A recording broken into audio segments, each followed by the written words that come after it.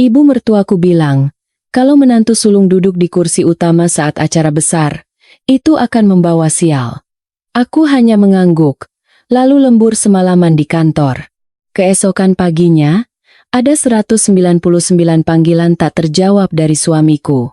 Satu kalimat dariku membuat seluruh wajah keluarganya pucat pasi. Hari ini adalah pesta ulang tahun ke-60 ibu mertuaku.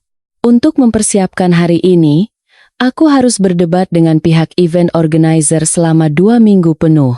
Mulai dari pemilihan warna taplak meja hingga menu course meal seharga 5 juta rupiah per orang. Semuanya harus yang terbaik. Aku berdiri di samping pilar marmer, merapikan ujung gaun sutra berwarna burgundi pekat, sambil berharap dalam hati semua berjalan lancar. Dari kejauhan, kulihat ibu mertuaku tertawa ceria di antara kerumunan kerabat yang datang dari luar kota. Ibu mertua tak henti-hentinya mengelus kalung berlian yang tampak mencolok di atas kebaya brokatnya. Kalung seharga hampir 100 juta rupiah itu adalah hadiah ulang tahun dariku, yang kupesan khusus dari seorang kenalan desainer perhiasan di luar negeri. Melihatnya memamerkan kalung itu di depan semua orang sambil berkata itu adalah rezekinya, hatiku sedikit merasa lega. Alunan musik klasik yang elegan mulai terdengar, menandakan pesta akan segera dimulai. Para tamu undangan mulai duduk di kursi yang telah ditentukan. Aku menarik napas dalam-dalam, lalu berjalan sambil tersenyum ke arah meja utama yang dihias mewah dengan bunga impor segar dan peralatan makan berlapis emas. Meja itu diperuntukkan bagi orang-orang terpenting dalam keluarga. Kedua mertuaku, kami berdua, dan keluarga adik iparku. Namun, saat ujung sepatu hak tinggiku menyentuh tepi karpet merah di area meja utama, sebuah tangan yang penuh dengan cincin emas tiba-tiba menghalangiku. Ibu mertuaku menatapku. Senyum masih terpasang di bibirnya, tetapi sorot matanya sedingin es, penuh perhitungan dan takhayul. Dengan suara yang direndahkan agar orang sekitar bisa mendengar, ia berkata, "Kamu mau kemana? Siapa yang izinkan kamu duduk di sini?" Aku terkejut, senyum di wajahku membeku. "Ibu, saya kan menantu sulung. Kalau bukan di sini, saya duduk di mana? Denah tempat duduk ini juga sudah saya atur sebelumnya." Ibu mertua mencibir, menatapku dari ujung rambut hingga ujung kaki seolah melihat kuman pembawa sial. "Denah tempat duduk itu urusanmu, tapi aturan di keluarga ini urusanku," katanya santai. Kata orang pintar langganan ibu, "Wetonmu itu sungsang, bertabrakan dengan wetonku. Kalau di hari baik seperti ini menantu sulung duduk di kursi utama, nanti auraku tertekan, membuat keluarga Prakoso ini bangkrut dan hancur." Aku terpaku di tempat, tak percaya dengan apa yang kudengar. Kalimat yang begitu tidak masuk akal dan konyol keluar dari mulut ibu mertua yang selalu kuhormati. Sebelum aku sempat bereaksi, ia menunjuk dengan dagunya ke sebuah sudut gelap di dekat pintu masuk, berhadapan langsung dengan dapur tempat makanan keluar masuk. "Sana, kamu duduk di meja nomor 30. Itu meja untuk para sopir dan asisten tamu. Kamu duduk di situ saja biar tenang dan tidak mengganggu peruntungan keluarga. Kursi ini akan diduduki oleh cucu laki-laki kesayanganku, biar dia membawa berkah." Aku menatap ke arah yang ditunjuknya. Meja itu terhalang oleh sebuah pot tanaman besar, berisi karena para staf hilir mudik, dan dipenuhi bau masakan. Darahku terasa mendidih. Rasa malu yang teramat sangat membuat hidungku perih. Akulah yang membayar seluruh biaya pesta ini. Akulah yang lari ke sana kemari mengurus semuanya dari satu kuntum bunga hingga satu buah garpu. Tapi sekarang, aku diusir ke sudut seolah aku adalah tamu tak diundang pembawa bencana. Aku menoleh ke arah suamiku, Bima, mencari dukungan. Ia duduk dengan angkuh di meja utama, matanya terpaku pada ponsel. Jari-jarinya bergerak liar di atas layar permainan, seolah dunia di sekitarnya tidak ada. Aku mendekat dan menepuk bahunya pelan. "Mas Bima, ibu menyuruhku duduk di meja sana. Bagaimana menurutmu? Hari ini banyak rekan bisnisku yang datang. Apa kata mereka kalau aku duduk di sana?" Bima mengangkat kepala, wajahnya kesal karena diganggu. Ia menatapku sekilas, lalu menatap ibunya, dan dengan enteng melontarkan satu kalimat. Sudah, turuti saja kata ibu. Cuma makan sekali saja kok diributkan. Mau duduk dimanapun, kan? Sama saja. Bikin senang hati ibu, jangan merusak hari baik ini. Ucapan Bima bagaikan tetesan air yang memutuskan tali harapan terakhirku. Harapan untuk dihormati oleh keluarga ini hancur berkeping-keping. Ternyata di mata mereka, aku hanyalah mesin ATM berjalan, sebuah boneka mahal yang dipakaikan baju bagus demi gengsi mereka. Aku tidak pernah dianggap sebagai anggota keluarga yang sesungguhnya. Adik ipar dan istrinya yang duduk di sebelah terkikik sambil menutup mulut, tatapan mereka penuh ejekan dan kepuasan. Dari 12 kursi di meja itu, 11 sudah terisi. Satu-satunya kursi kosong sengaja disisakan oleh ibu mertua untuk meletakkan keranjang bayi cucunya yang baru lahir. Aku berdiri sendirian seperti orang asing di tengah pesta yang megah. Berbeda dengan suasana riuh di sekelilingku, hatiku diliputi kesepian dan dingin. Tatapan ingin tahu para tamu mulai tertuju padaku. Tapi anehnya, aku tidak lagi merasa malu atau ingin menangis. Ketika rasa sakit sudah mencapai dasarnya, kau akan menjadi mati rasa. Dan setelah itu, yang datang adalah akal sehat yang begitu dingin. Perlahan, aku melepaskan tanganku dari sandaran kursi Bima. Aku menegakkan punggung dan sekali lagi merapikan gaunku. Aku menatap lurus ke mata ibu mertuaku dan tersenyum cerah, senyum yang hanya ada di bibir, tanpa kehangatan sedikit pun di mata. Iya, Bu, Ibu benar. Saya juga khawatir kalau duduk di sini akan memengaruhi rezeki keluarga. Kalau begitu, agar tidak mengganggu pemandangan ibu, saya akan pergi ke tempat lain. Ibu mertua mengira aku sudah menyerah, mengangguk puas. Nah, begitu baru menantu yang baik. Cepat sana pergi. Nanti makanannya keburu dingin. Aku menggelengkan kepala, lalu berkata dengan suara lembut namun tegas. Tidak, Bu. Saya tidak akan pergi ke meja itu. Barusan saya dapat telepon darurat dari kantor. Proyek akuisisi bernilai triliunan rupiah tidak akan menunggu orang yang makan sisa-sisa. Jadi, saya permisi dulu. Semoga Ibu panjang umur dan sehat selalu. Selesai berkata, aku berbalik dan berjalan lurus menuju pintu keluar, tanpa sekalipun menoleh ke belakang pada wajah-wajah terkejut itu. Aku bergegas keluar dari lobi hotel. Udara malam yang dingin menyapu wajahku, membuatku sedikit bergidik, tetapi pikiranku sejernih yang pernah kurasakan. Sedan mewahku terparkir di area VIP. Sopirku, melihatku, segera berlari membukakan pintu sambil bertanya heran, "Hau, Bu Saras, pestanya kan baru mulai, kenapa sudah pulang?" Tanpa menjawab, aku duduk diam di kursi belakang dan membanting pintu, memisahkan diriku dari dunia yang bising dan penuh kemunafikan di dalam sana. Aku mengeluarkan ponsel dan menelepon manajer banquet hotel, Pak Tirta Yasa. Ia juga merupakan rekanan lama perusahaanku. Suara ceria Pak Tirta langsung terdengar di seberang telepon. "Selamat malam, Bu Saraswati. Bagaimana pestanya, Bu? Apa ada yang bisa saya bantu?" Aku menarik napas dalam-dalam, lalu berkata dengan suara dingin dan datar, tanpa emosi. "Pak Tirta, saya baru saja keluar dari ruang pesta. Ada sedikit perubahan terkait pembayaran yang harus saya sampaikan segera." "Baik, Bu. Silakan," jawab Pak Tirta sigap. "Untuk pesta malam ini, tolong batalkan pembayaran yang menggunakan akun perusahaan kami. Seluruh biaya akan dibayarkan langsung secara tunai di tempat oleh pihak keluarga begitu pesta selesai. Tolong hubungi bagian akuntansi Anda dan sampaikan agar tagihannya dibuat atas nama perwakilan keluarga di sana, yaitu Bapak Bima Prakoso dan Ibu Hartini. Jangan sekali-kali menagihnya ke rekening pribadi atau perusahaan saya." Hening beberapa detik di seberang telepon. Terdengar keterkejutan. Pak Tirta bertanya ragu-ragu, "Tapi, Bu Saras, kita kan sudah ada kontrak, dan nominalnya cukup besar. Mungkin pihak keluarga akan kesulitan jika harus membayar langsung. Aku tertawa getir sambil menatap keluar jendela mobil.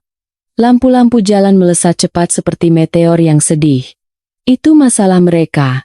Bukan masalah saya, Pak. Tolong proses sesuai aturan saja. Siapa yang makan? Dia yang bayar. Jika mereka tidak bisa melunasi, silakan tahan mereka atau laporkan ke polisi sesuai prosedur hotel. Saya tidak akan ikut campur. Baik, Bu. Akan kami laksanakan sesuai arahan Ibu, jawab Pak Tirta dengan suara hati-hati.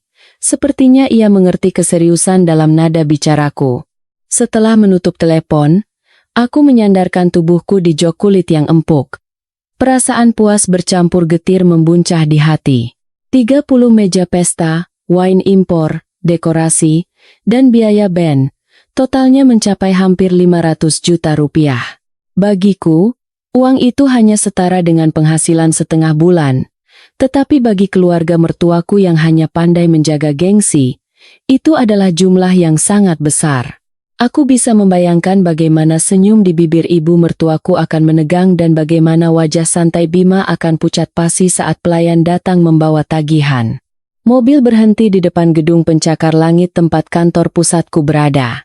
Setelah menyuruh sopir pulang, aku naik lift sendirian ke lantai 20. Kantor sunyi senyap. Hanya terdengar dengungan samar AC. Aku tidak menyalakan lampu utama. Hanya lampu meja yang cahayanya menerangi tumpukan dokumen tebal. Aku menuang segelas air dingin, berdiri di dekat jendela kaca raksasa, dan menatap gemerlap pemandangan kota di bawah.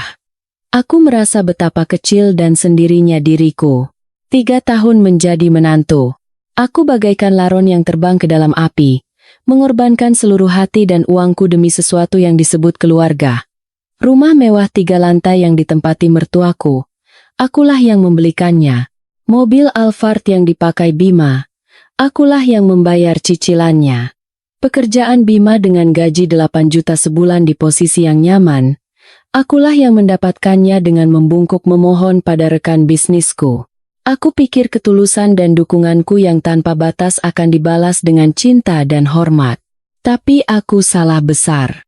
Di mata mereka, aku selamanya adalah orang lain yang punya nilai guna, si bodoh yang bisa mereka hisap sampai ke tulang-tulangnya. Ponsel di atas meja tiba-tiba berdering hebat, memecah keheningan malam. Di layar, tertera nama suamiku tercinta, nama yang kusimpan di awal pernikahan. Betapa ironisnya nama itu sekarang. Panggilan itu mati, lalu berdering lagi. 1 kali, 2 kali. Aku tidak mengangkatnya. Kubiarkan ponsel itu terus bergetar di atas meja kayu, seperti serangga yang sekarat. Saat panggilan ke-50 masuk, aku membalikan ponsel, tetapi suara getarannya terus terdengar gigih, menandakan badai sedang mengamuk di seberang sana.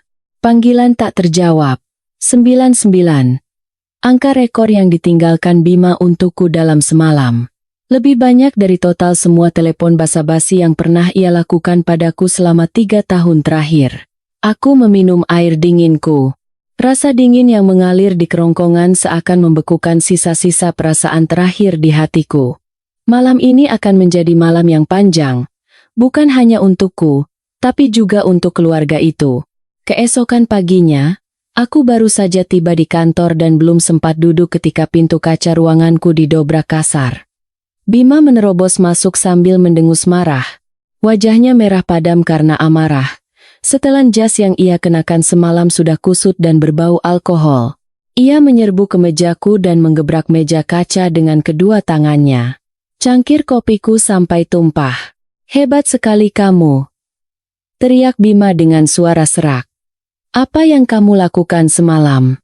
Kamu tahu tidak betapa malunya keluarga kita di depan semua kerabat dan tamu? Ibu sampai pingsan di tempat. Sekarang beliau terbaring di rumah. Kamu tidak punya hati ya? Aku diam saja, mengambil tisu dan membersihkan tumpahan kopi di meja. Aku bahkan tidak menatapnya. Keheninganku rupanya seperti menyiram bensin ke api, membuat Bima semakin murka. Ia menggebrak meja lagi. Kamu tuli? Aku sedang bertanya. Beraninya kamu membatalkan pembayaran. Kamu itu menantu di keluarga ini. Uangmu itu uang mertua juga. Dengan hak apa kamu melakukan itu? Sekarang juga pulang, minta maaf sama ibu. Bersujud dan minta ampun. Baru setelah itu aku akan mempertimbangkan lagi pernikahan kita. Barulah saat itu aku mengangkat kepala dan menatap lurus ke mata suamiku. Di matanya yang merah, tidak ada sedikit pun kekhawatiran tentang di mana atau bagaimana kabarku semalam. Yang ada hanyalah amarah karena kehilangan uang dan muka. Aku tersenyum tipis dan bertanya pelan, "Mas Bima, uangku uang mertua, lalu bagaimana aku harus mengartikan dua kata orang lain yang ibu lontarkan ke wajahku semalam?" Bima terdiam sejenak, menghindari tatapan tajamku sambil mengalihkan pandangan. Lalu ia tergagap. "Ibu kan sudah tua. Beliau cuma asal bicara karena emosi. Perkataan orang tua jangan dimasukkan ke hati. Sebagai anak, kamu harusnya bisa bersabar dan berkorban untuk keluarga. Lihat dirimu sekarang. Egois, picik, pelit sekali mengeluarkan uang untuk mertua. Sabar dan berkorban?" Aku mengulangi dua kata itu. Rasa pahit menyebar di mulutku. Aku membuka laptopku dan memutar layarnya ke arah Bima. Di layar, terpampang sebuah file Excel berisi rincian yang sudah kurapikan semalaman. Setiap angka, setiap catatan, begitu jelas dan kejam. Aku menunjuk layar dan berkata dengan suara tenang namun dingin. "Lihat baik-baik. Ini rincian biaya hidup yang sudah kuhabiskan untuk keluarga terpandangmu selama 3 tahun terakhir. Gaji kamu 8 juta. Habis 5 juta untuk bensin, ngopi, dan rokok. Sisa 3 jutanya kamu berikan ke ibu untuk biaya pengajian. Betul?" Aku menggulir mouse ke bawah. "Dan ini, biaya hidup untuk rumah 3 lantai itu, listrik, air, gaji asisten rumah tangga, vitamin untuk orang tuamu, sampai biaya les keponakanmu. Totalnya 25 juta setiap bulan. Di luar biaya lain-lain, semuanya terdebet otomatis dari rekening gajiku." Wajah Bima berubah dari merah menjadi pucat pasi melihat angka-angka yang menari di depannya. Ia tergagap. "Kenapa kamu mencatat semua ini? Kita ini suami istri. Kenapa perhitungan sekali?" "Bukan perhitungan, tapi transparansi," sahutku sini sambil menutup laptop. "Karena kalian sudah menganggapku orang lain, maka sesuai prinsip pasar, orang lain tidak punya kewajiban untuk menghidupi siapapun secara gratis. Mulai saat ini, aku nyatakan semua dukungan finansialku berhentikan. Biaya-biaya itu, silakan kalian urus sendiri." Bima benar-benar panik. Ia buru-buru meraih tanganku. "Saras, kamu gila. Kalau semua diputus, orang tua mau hidup dari mana? Aku bagaimana?" Aku menepis tangannya, merasakan muak yang naik ke tenggorokan. "Itu urusanmu, anak berbakti." "Oh ya, barusan aku juga sudah telepon bank untuk memblokir kartu kredit tambahan yang kamu pakai. Kartu atas namaku, dengan limit 100 juta. Kamu pakai dengan sangat nyaman kan?" Mendengar soal kartu kredit, wajah Bima benar-benar kehilangan warna. Keringat dingin mengucur deras di dahinya. "Kenapa? Kenapa kartunya diblokir?" tanyanya gemetar. Aku sedang ada keperluan mendesak. Melihat betapa menyedihkannya pria di depanku ini, aku bertanya-tanya, keperluan mendesak apa yang membuatnya begitu ketakutan. Malam itu, aku duduk sendirian di ruang kerja di rumah. Cahaya biru dari monitor komputer menerangi wajahku yang lelah namun anehnya terasa jernih. Setelah pertengkaran di kantor, Bima tidak pulang. Mungkin ia pergi ke rumah orang tuanya untuk mengadu, atau sibuk mencari pinjaman. Rumah yang luas ini terasa sunyi senyap, hanya suara ketikan keyboard yang terdengar ritmis. Aku sedang memeriksa rincian transaksi kartu kredit tambahan yang tadi pagi ku minta untuk diblokir. Selama ini, aku terlalu percaya pada suamiku dan terlalu sibuk bekerja, sehingga setiap bulan hanya melihat total tagihan lalu membayarnya tanpa pernah memeriksa detailnya. Aku pikir Bima menggunakan kartu itu untuk biaya representasi, bensin, atau belanja kecil-kecilan untuk keluarga. Namun, ketika data bulan lalu muncul di layar, Sebuah transaksi janggal membuat jantungku berdebar kencang. 14 Mei, Plaza Indonesia. Total pembayaran, 45 juta rupiah. Keterangan, butik Louis Vuitton. Satu kali transaksi 45 juta? Aku mengerutkan kening, mencoba mengingat apa yang terjadi pada tanggal itu. 14 Mei, hari Jumat. Aku ingat betul karena itu adalah hari ulang tahun pernikahan kami. Aku memasak makan malam istimewa dan menunggunya sampai jam 10 malam. Tapi Bima menelepon dengan suara tergesa-gesa, mengatakan ada masalah di proyek kantor dan harus lembur. Ia menyuruhku makan dan tidur duluan. Malam itu ia pulang jam 2 pagi. Badannya berbau alkohol pekat dan parfum wanita yang asing. Katanya habis menjamu klien penting. Aku percaya. Aku bahkan merasa kasihan padanya yang bekerja keras demi keluarga. Tapi, di malam ia lembur itu, kartuku digesek di butik mewah. Aku tidak pernah menerima hadiah dari LV atau merek mewah lainnya. Hadiah termahal yang pernah ia berikan selama 3 tahun ini hanyalah lipstik seharga 300.000 yang dibelinya terburu-buru di minimarket. Lalu, untuk siapa tas atau barang seharga 45 juta itu? Rasa dingin merayap di punggungku. Aku mulai menghubungkan satu persatu perilaku aneh Bima belakangan ini. Ia jadi lebih sering berdandan. Kemejanya selalu licin disetrika. Rambutnya diberi pomade hingga berkilau. Ponselnya selalu menempel di tubuhnya seperti organ tubuh baru, dengan kata sandi yang baru. Setiap kali ada pesan masuk, ia akan diam-diam pergi ke kamar mandi dan baru keluar setelah lama. Suatu kali aku tak sengaja memegang ponselnya. Bima langsung panik dan berteriak itu pelanggaran privasi. Dulu kupikir ia hanya stres karena pekerjaan. Sekarang aku sadar, itu adalah reaksi berlebihan dari orang yang bersalah. Aku terus menelusuri transaksi bulan-bulan sebelumnya dan menemukan lebih banyak pengeluaran mencurigakan. Tagihan makan malam mewah untuk 2 orang yang mencapai jutaan rupiah. Tiket bioskop untuk pasangan yang dibeli saat jam kerja. Serta nota pembelian kosmetik dan pakaian dalam wanita. Semuanya dibayar dengan uangku, dengan darah dan keringatku. Aku menundukkan kepala ke meja.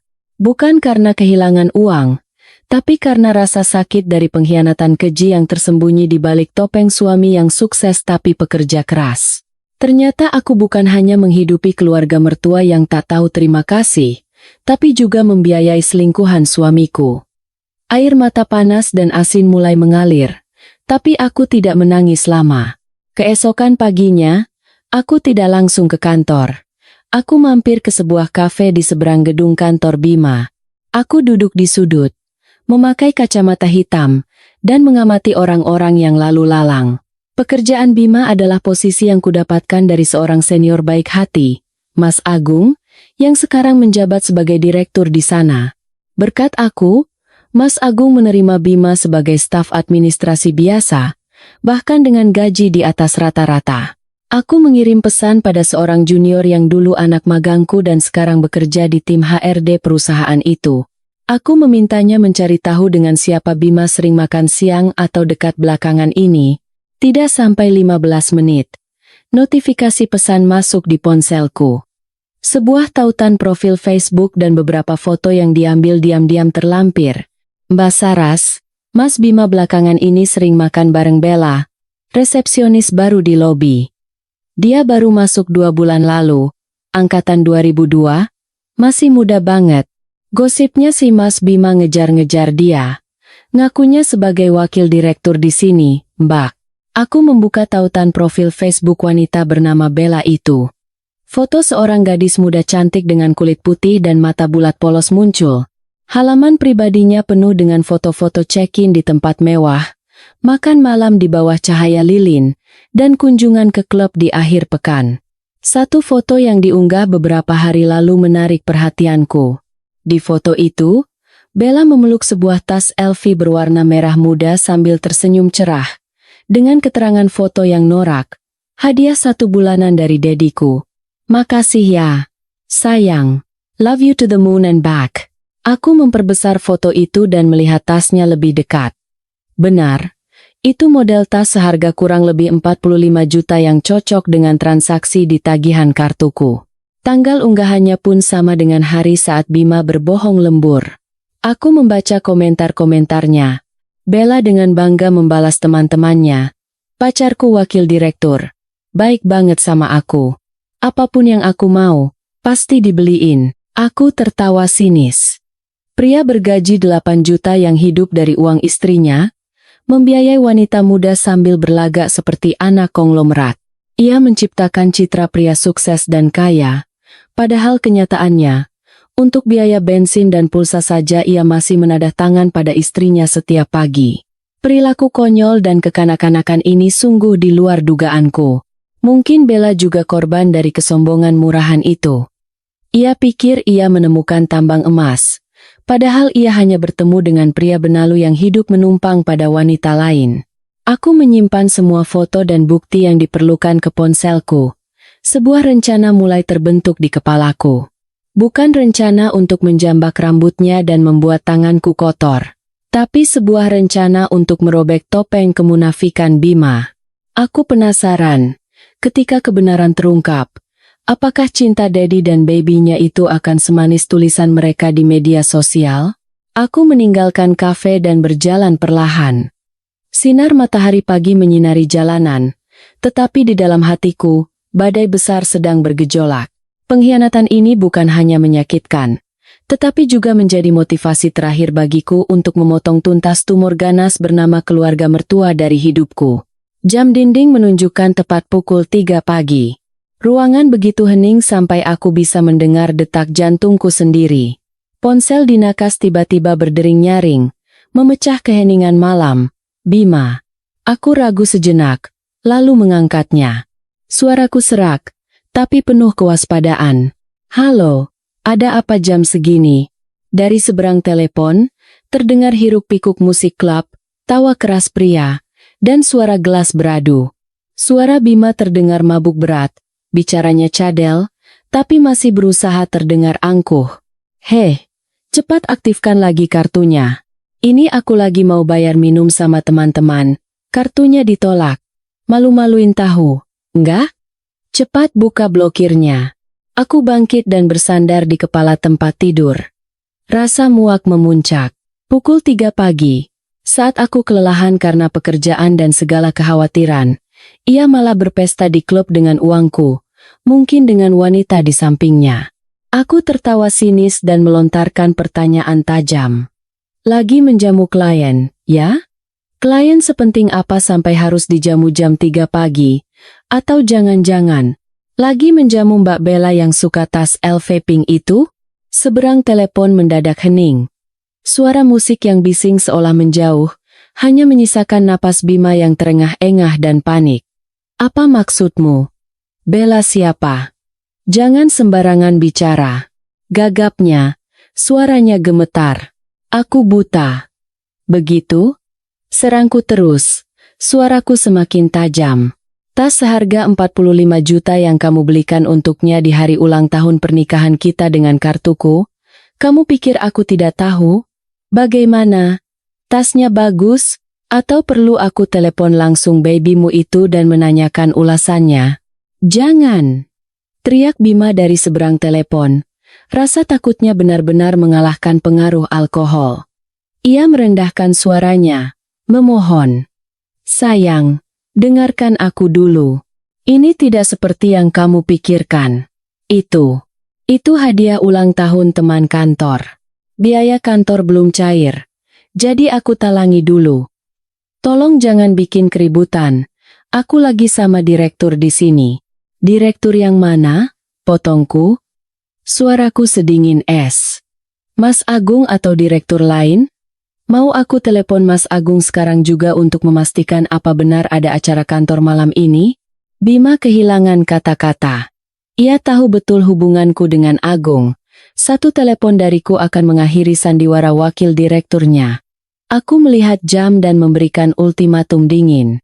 Dengar baik-baik, Mas Bima. Aku beri kamu kesempatan terakhir. Pulang ke rumah dalam 1 jam dan jelaskan semuanya. Kalau kamu tidak datang, atau berbohong satu kata lagi saja, Besok pagi semua rincian kartu kreditmu dan bukti perselingkuhanmu akan ada di meja tim HRD kantormu. Tentukan pilihanmu. Aku langsung menutup telepon dan melemparnya ke samping. Aku tahu. Malam ini Bima akan pulang dengan tergopoh-gopoh. Pagi itu, langit mendung seolah akan turun hujan. Udara di kantor terasa berat dan menyesakan. Setelah melewati malam yang menegangkan, aku baru saja duduk dan menyesap kopi ketika telepon berdering lagi. Nama adik Bima, Aditya, muncul di layar. Aku tersenyum kecut. Sudah menduga isi teleponnya tidak akan baik. Pasti interogasi mewakili ibunya yang terbaring sakit di rumah. Aku mengangkat telepon dengan santai. Belum sempat aku berkata halo, suara penuh amarah dan arogansi meledak dari seberang. Mbak Saras, apa yang sudah Mbak lakukan sampai ibu masuk rumah sakit? Tahu tidak semua kerabat sekarang menjelek-jelekan keluarga kita? Jadi menantu kok bisa kurang ajar dan tidak punya sopan santun begini? Aku menjauhkan ponsel sedikit dari telingaku, menunggu adik iparku selesai meluapkan amarahnya yang tidak rasional. Ia 2 tahun lebih muda dariku dan bekerja sebagai manajer tim penjualan di sebuah perusahaan distribusi kecil. Posisi itu juga kudapatkan dari memohon pada salah satu rekanan lamaku. Melihatku diam, ia mengira aku takut dan semakin menjadi-jadi. Kenapa diam? Mentang-mentang punya uang jadi meremehkan keluarga suami? Saya peringatkan ya. Mbak, kalau Mbak tidak segera pulang, bersujud minta maaf pada ibu, dan membereskan semua biaya pesta sialan itu, Mbak akan lihat akibatnya. Seluruh keluarga akan memusuhi Mbak. Nanti Mbak mau taruh muka di mana? Aku tertawa terbahak-bahak. Di ruangan yang sunyi, suara tawaku yang ringan namun penuh ejekan terdengar jelas. Mas Adi, sudah selesai bicaranya? Jawabku tenang. Kalau sudah, sekarang giliran saya bicara. Sebaiknya Mas khawatirkan saja posisi manajer Mas itu. Hening sejenak di seberang. Suaranya berubah panik. Mbak mau apa? Apa urusannya pekerjaan saya dengan masalah ini? Aku mengetuk-ngetuk meja dengan jariku, menatap layar komputer yang menampilkan laporan keuangan yang baru saja kuminta untuk dicetak. Suaraku setajam silet. Banyak urusannya. Barusan saya lihat laporan biaya representasi Mas bulan lalu. Tagihan sebesar 80 juta rupiah. Ternyata semuanya dari restoran fiktif. Tanda tangan kliennya juga mirip sekali dengan tulisan tangan istri Mas. Apa Mas pikir perusahaan tidak tahu? Atau mereka hanya sedang menunggu waktu yang tepat untuk menendang Mas keluar? Telepon hening total. Aku seolah bisa mendengar napasnya yang terengah-engah dan panik. Sikapnya yang sombong tadi lenyap seketika, digantikan oleh ketakutan luar biasa dari seseorang yang kelemahannya dipegang. Mbak, tolong jangan Mbak, mohonnya tergagap. Istri saya sedang hamil, cicilan rumah dan mobil masih menumpuk. Kalau saya dipecat sekarang, keluarga saya bisa kelaparan. Tadi saya cuma emosi karena dengar cerita ibu. Tolong maafkan saya Mbak. Aku bersandar di kursi. Lelah sekali. Ternyata Bakti dan keluarga yang mereka bicarakan hanyalah kedok tipis untuk menutupi kepentingan pribadi mereka yang egois.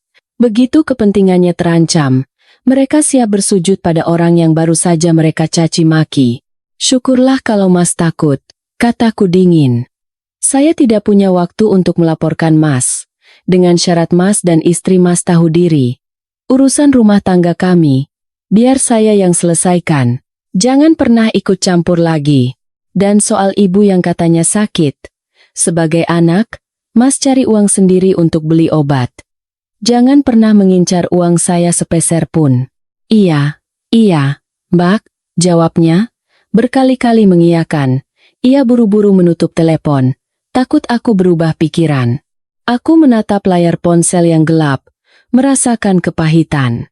Keluarga ini, dari ibu hingga anak-anaknya, semuanya hidup sebagai parasit dari kebaikan dan uangku. Namun, mereka tidak pernah sekalipun menganggapku keluarga. Di mata mereka, nilai kata keluarga diukur dari tagihan yang kubayar. Begitu keran uangku tutup, aku langsung menjadi musuh. orang lain yang harus disingkirkan. Setelah telepon dari adik iparku, aku sadar bahwa toleransi lebih lanjut adalah bunuh diri. Aku tidak bisa membiarkan keserakahan orang-orang tak tahu balas budi ini tumbuh sedetik pun lebih lama. Aku menelepon pengacara pribadiku, Pak Susanto, dan membuat janji mendadak untuk mengurus prosedur hukum terkait aset. Sambil menunggu, aku masuk ke aplikasi mobile banking dan memulai pembersihan finansial secara menyeluruh. Pertama, pemberhentian autodebit untuk cicilan rumah 3 lantai yang ditempati mertuaku. Rumah itu memang atas nama mereka, tetapi secara de facto, akulah yang membayar cicilannya setiap bulan. Dulu, karena bujuk rayu Bima tentang milik suami milik istri juga dan demi menjaga gengsi keluarga mertua, aku bodohnya setuju membayar cicilan dari gajiku. Aku ragu sejenak saat jariku berada di atas tombol hentikan autodebit. Kenangan lama terlintas. Saat acara syukuran rumah baru, mertuaku dengan bangga bercerita pada semua tetangga bahwa anaknya yang hebat telah membeli rumah besar. Sementara aku hanya bisa tersenyum getir sambil mencuci piring di dapur. Aku mengatupkan bibir dan menekan tombol konfirmasi dengan keras. Notifikasi berhasil muncul, membawa kekuatan penghancur bagi kedamaian palsu mereka. Mulai bulan ini, jika mereka tidak bisa menyiapkan 20 juta untuk cicilan, pihak bank akan segera mengirimkan surat peringatan. Berikutnya, mobil Alphard yang dipakai Bima. Mobil itu terdaftar atas nama perusahaanku untuk keperluan pajak, tetapi Bima selalu memamerkannya seolah itu miliknya, bahkan memakainya untuk membawa selingkuhannya. Aku menelepon tim manajemen aset dan memerintahkan untuk menarik mobil itu hari ini juga dengan alasan audit aset rutin. Jika Bima menolak, aku akan melaporkannya ke polisi atas penggelapan aset. Aku tahu, tanpa mobil mewah itu, Bima akan kembali menjadi staf biasa yang menyedihkan, seperti harimau ompong. Setelah semuanya beres, aku mengirim pesan pada Bima. Cicilan rumah sudah aku hentikan. Prosedur penarikan mobil juga sedang berjalan. Mulai sekarang, semua biaya ditanggung masing-masing. Aku tidak punya kewajiban menghidupi keluargamu dengan uang orang lain. Selamat berjuang. Aku menekan tombol kirim dan membalikan ponselku di atas meja. Aku bisa membayangkan bagaimana wajah Bima berubah saat menerima pesan ini di kafe entah di mana. Mungkin ia akan meneleponku seperti orang gila atau pulang dan mengamuk. Tapi aku tidak peduli lagi. Rasa bersalah atau kasihan yang biasa dirasakan wanita saat mengakhiri hubungan, kini telah lenyap sepenuhnya dari diriku. Kantor Pak Susanto berada di lantai teratas sebuah gedung kaca. Ruangannya sunyi dan profesional, dengan aroma samar kertas dan biji kopi yang baru disangrai. Pak Susanto, seorang pria parubaya dengan tatapan tajam di balik kacamata berbingkai emas, sedang serius memeriksa tumpukan dokumen tebal yang baru saja kuberikan. Itu adalah semua bukti perbankan, riwayat rekening, dan kontrak jual beli aset selama 3 tahun pernikahanku. Aku duduk di seberangnya, kedua tangan terkepal di pangkuan, mencoba menjaga napas tetap tenang meskipun badai berkecamuk di dalam. Pak Susanto mendorong kacamatanya. Bu Saras, saya sudah lihat sekilas. Untungnya karena ibu bekerja di bidang keuangan, semua transaksi tercatat dengan sangat jelas. Katanya tenang. Ia menunjuk selembar rekening koran yang sudah ditandai. Contohnya apartemen di Sudirman yang ibu beli dengan nama pribadi sebelum menikah. Sumber dananya terbukti sempurna dan tidak ada kaitannya dengan harta gono gini. Lalu cicilan rumah mertua dan pembelian mobil. Semuanya ditransfer dari rekening pribadi ibu dengan keterangan yang jelas sebagai pinjaman atau talangan, bukan hibah atau hadiah. Aku mengangguk. Lega dalam hati karena kebiasaan kerjaku telah menyelamatkanku. Dulu aku mencatat semuanya dengan detail bukan untuk persiapan cerai, tapi murni untuk manajemen pengeluaran. Siapa sangka catatan iseng itu kini menjadi bukti kuat yang melindungiku di mata hukum.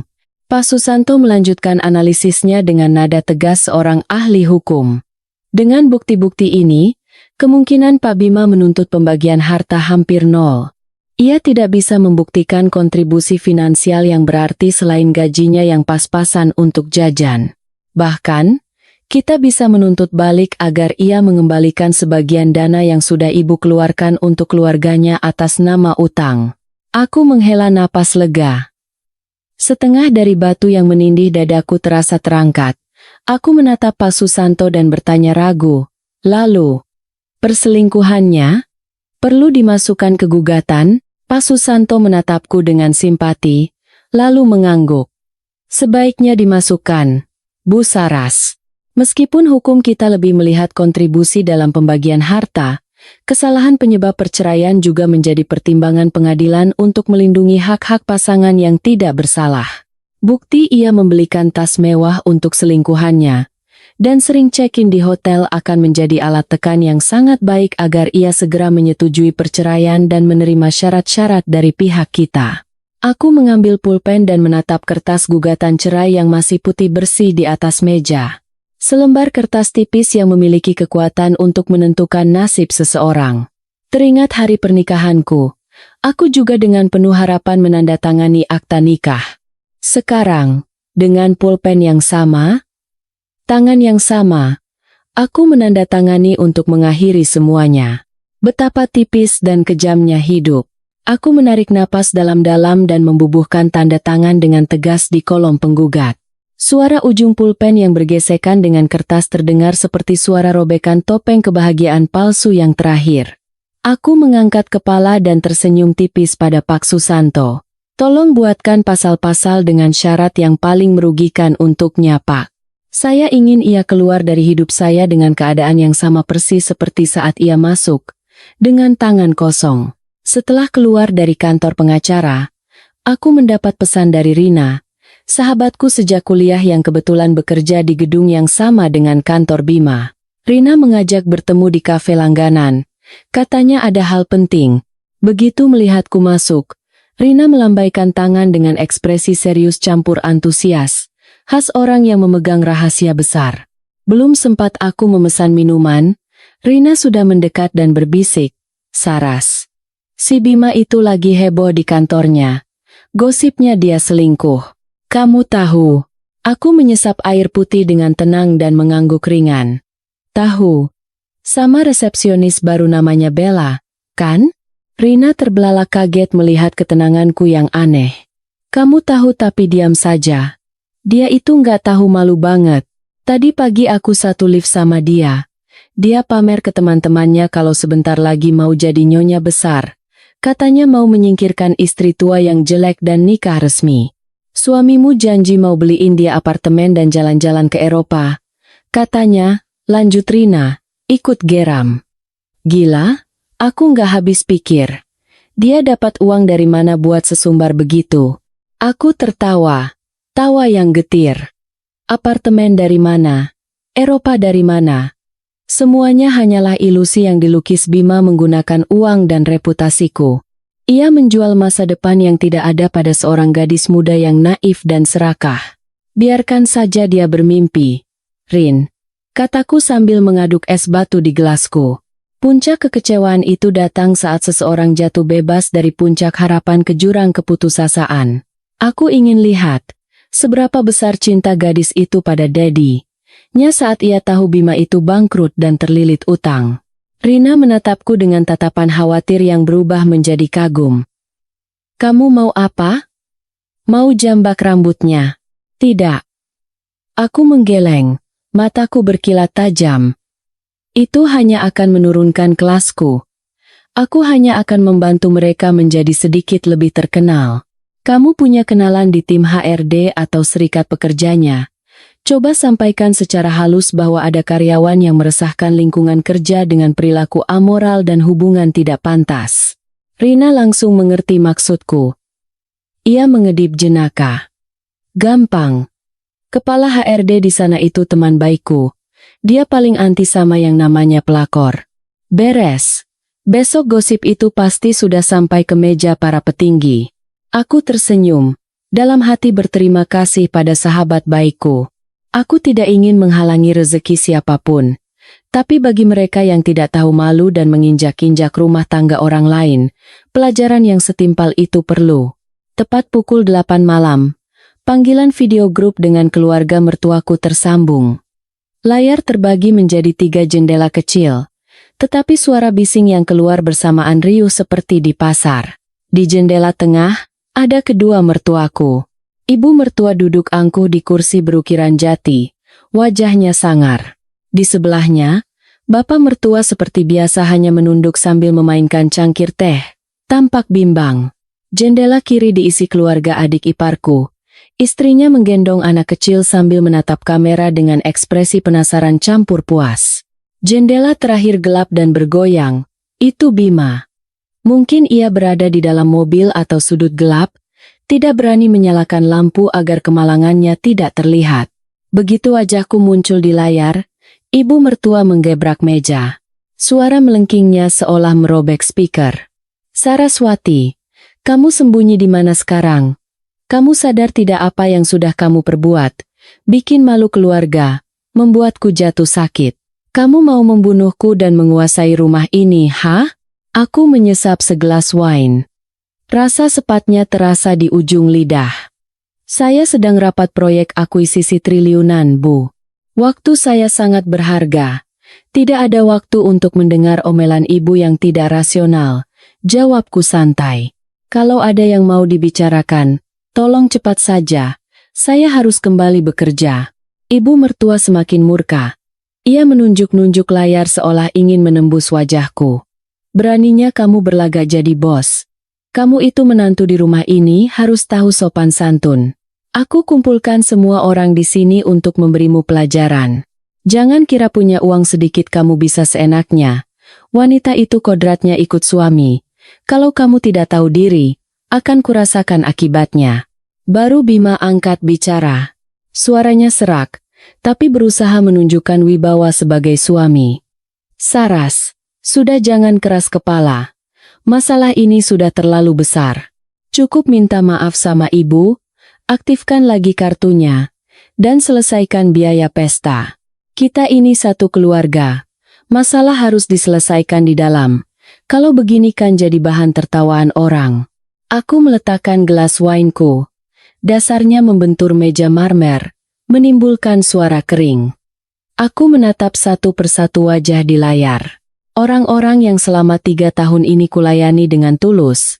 Kini mereka menunjukkan wujud asli mereka yang serakah dan egois. "Satu keluarga?" cibirku. "Mas Bima, ingatanmu pendek sekali ya. Semalam, di depan 300 tamu, yang menunjuk wajahku dan bilang aku ini orang lain pembawa sial, yang mengusirku untuk makan bersama para sopir, itu ibu. Sekarang butuh uang. Baru mengatasnamakan keluarga. Istri adik iparku ikut campur." Suaranya ketus. "Mbak Saras ini kok picik sekali sih? Ibu kan sudah tua. Wajar kalau percaya takhayul. Itu juga kan demi kebaikan anak-anaknya. Mbak sebagai menantu malah kurang ajar. Kabur di tengah pesta dan membuat semua orang kelaparan. Tidak malu, ya?" Aku menatap lurus ke layarnya dan berkata dingin, "Kamu diam saja. Ini bukan urusanmu. Kamu juga menantu, tapi hanya sibuk mengurus dirimu sendiri. Semua urusan besar keluarga kamu limpahkan padaku, kan? Biar ku jelaskan pada kalian semua. Aku bukan tambang emas yang bisa kalian keruk seumur hidup." "Beraninya kamu menjawab," teriak ibu mertua. "Baik, hari ini aku buat aturan baru. Mulai sekarang, semua keuangan dipegang oleh Bima. Perempuan kalau pegang banyak uang jadi kurang ajar, meremehkan suami. Kamu belajar dulu jadi istri yang baik. Pagi-pagi bangun masak, malamnya bersih-bersih. Jangan keluyuran terus sambil membentak suami." Mendengar tuntutan konyol itu, aku tidak bisa menahan tawa. Ia masih hidup dalam ilusi bahwa ialah pusat kekuasaan. Ia pikir aku masih menantu bodoh dan penurut seperti kemarin. Ia tidak tahu bahwa mesin ATM berjalannya sudah mencabut kabel listriknya sendiri. Aku memperbaiki posisi dudukku dan mengeraskan suara. "Ibu, sudah selesai bicaranya? Kalau sudah, sekarang dengarkan saya.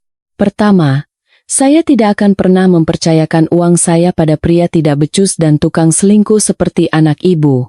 Kedua, saya bukan pembantu yang bertugas melayani keluarga pemalas ini. Dan yang terpenting, Mulai bulan ini, tagihan listrik, air, dan cicilan rumah yang ibu dan bapak tinggali itu, silakan bayar sendiri. Panggilan video itu hening seketika. Sunyi senyap, hanya menyisakan napas kasar bapak mertua dan mata ibu mertua yang melotot kaget. Setelah beberapa detik hening, ibu mertua mengamuk seperti kucing yang ekornya terinjak. Ia melonjak dari kursinya, wajahnya berubah ungu, urat lehernya menonjol. Apa katamu? Memutus cicilan rumah. Rumah ini atas nama aku dan bapakmu. Sebagai anak, kewajibanmu membayarnya. Itu bakti.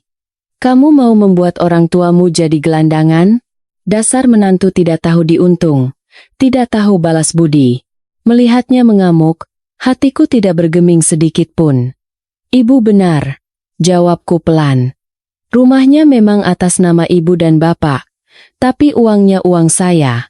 Selama 3 tahun saya menalangi utang itu karena masih ada rasa hormat. Tidak ada hukum yang mewajibkan menantu membayar utang rumah mertuanya. Sekarang rasa hormat itu sudah habis, jadi uangnya juga habis. Sederhana, kan, Bima?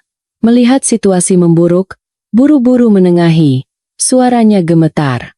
Saras, tenang dulu. Kita bicarakan baik-baik. Ibu kan sakit. Jangan diprovokasi. Masalah uang nanti aku yang urus. Urus? Potongku sinis. Dengan gaji 8 juta mau urus bagaimana? Atau kamu mau suruh selingkuhanmu si Bella itu jual tas LV-nya untuk bayar cicilan orang tuamu? Mendengar kata selingkuhan, ibu mertua terdiam sejenak, lalu tertawa mengejek. Senyumnya miring dan jahat. Oh, jadi kamu cemburu? Karena cemburu makanya kamu menyiksa keluarga suami? Biar ku beritahu ya. Laki-laki itu wajar punya wanita lebih dari satu.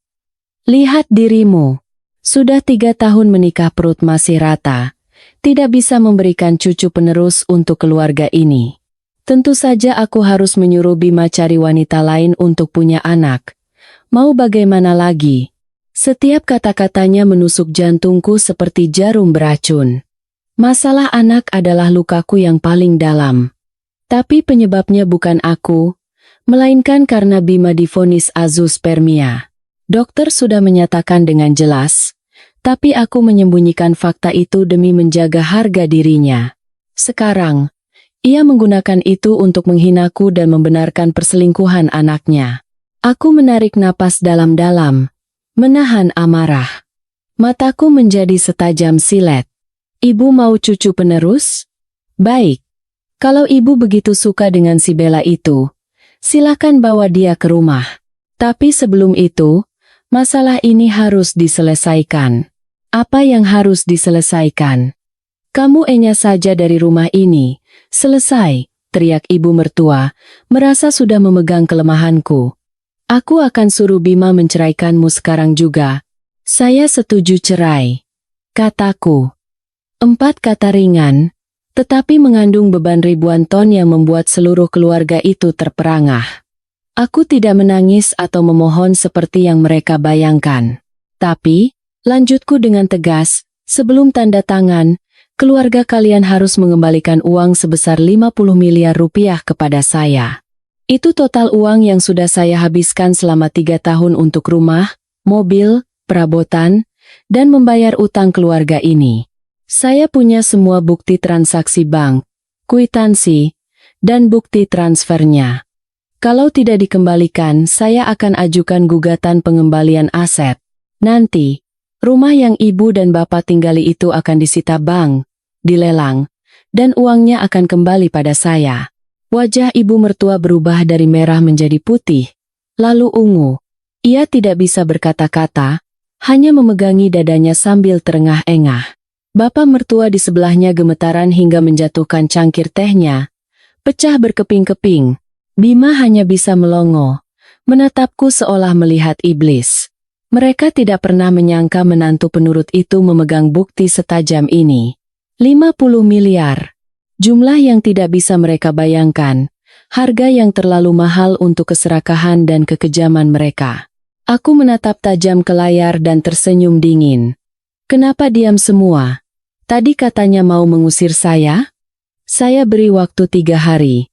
Pertama, kembalikan uang dan kita cerai.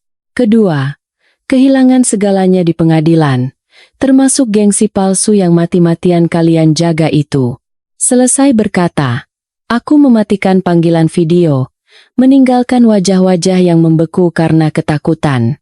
Aku membuka laptop dan mengetik sebuah dokumen singkat namun berkekuatan hukum. Surat pemberitahuan pengosongan tempat tinggal. Apartemen mewah yang kami tempati adalah aset tunggal milikku yang kubeli sebelum menikah. Bima hanya masuk membawa beberapa setel pakaian dan tubuhnya yang kosong.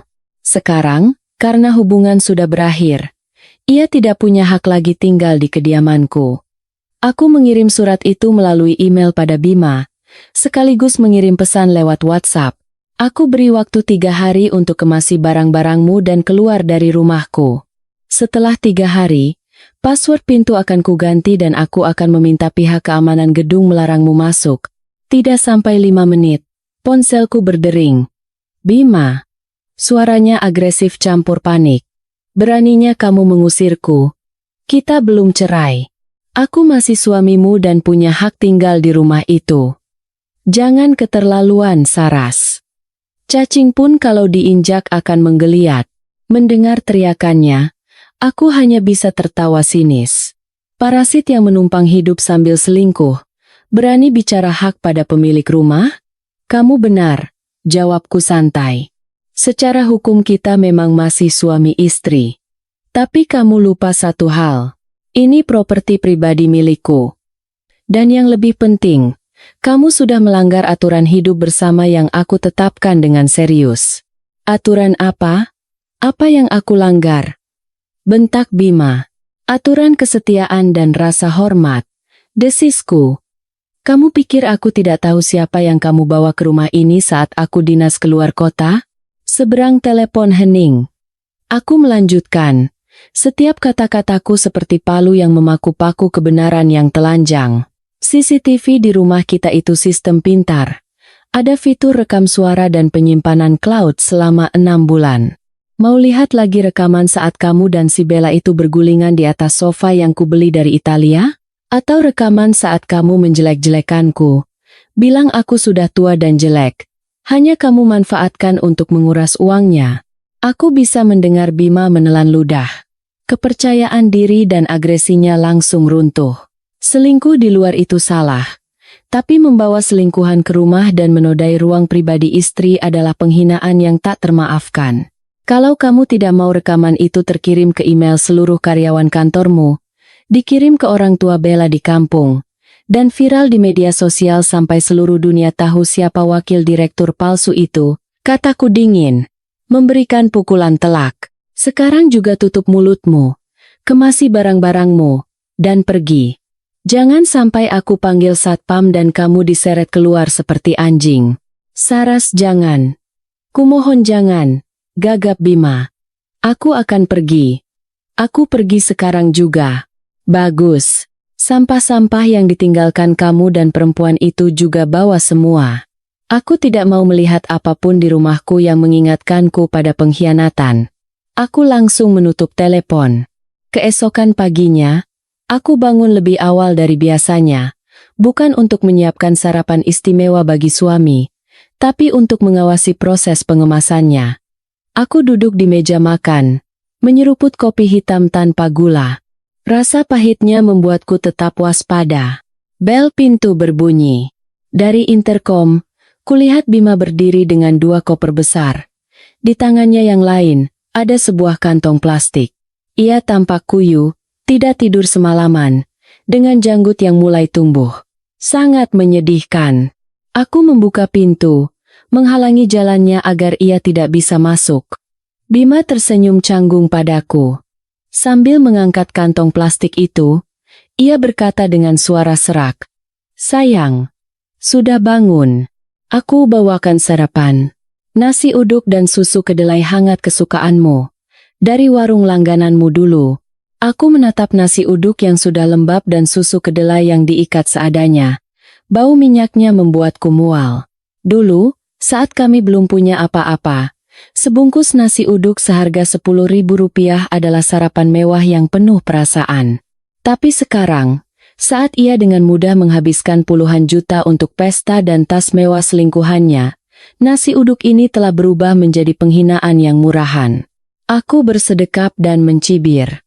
Nasi uduk, harganya Rp10.000? Hemat sekali ya, Mas Bima. Untuk Mbak Bella bisa gesek kartu 45 juta tanpa berkedip, tapi untuk istri yang sudah menghidupimu selama 3 tahun, kamu coba membeli maaf dengan nasi uduk seharga Rp10.000. Wajah Bima pucat pasi. Tangannya gemetar hingga nasi uduk itu jatuh ke lantai. Butiran nasi berhamburan di atas lantai marmer yang mengilap.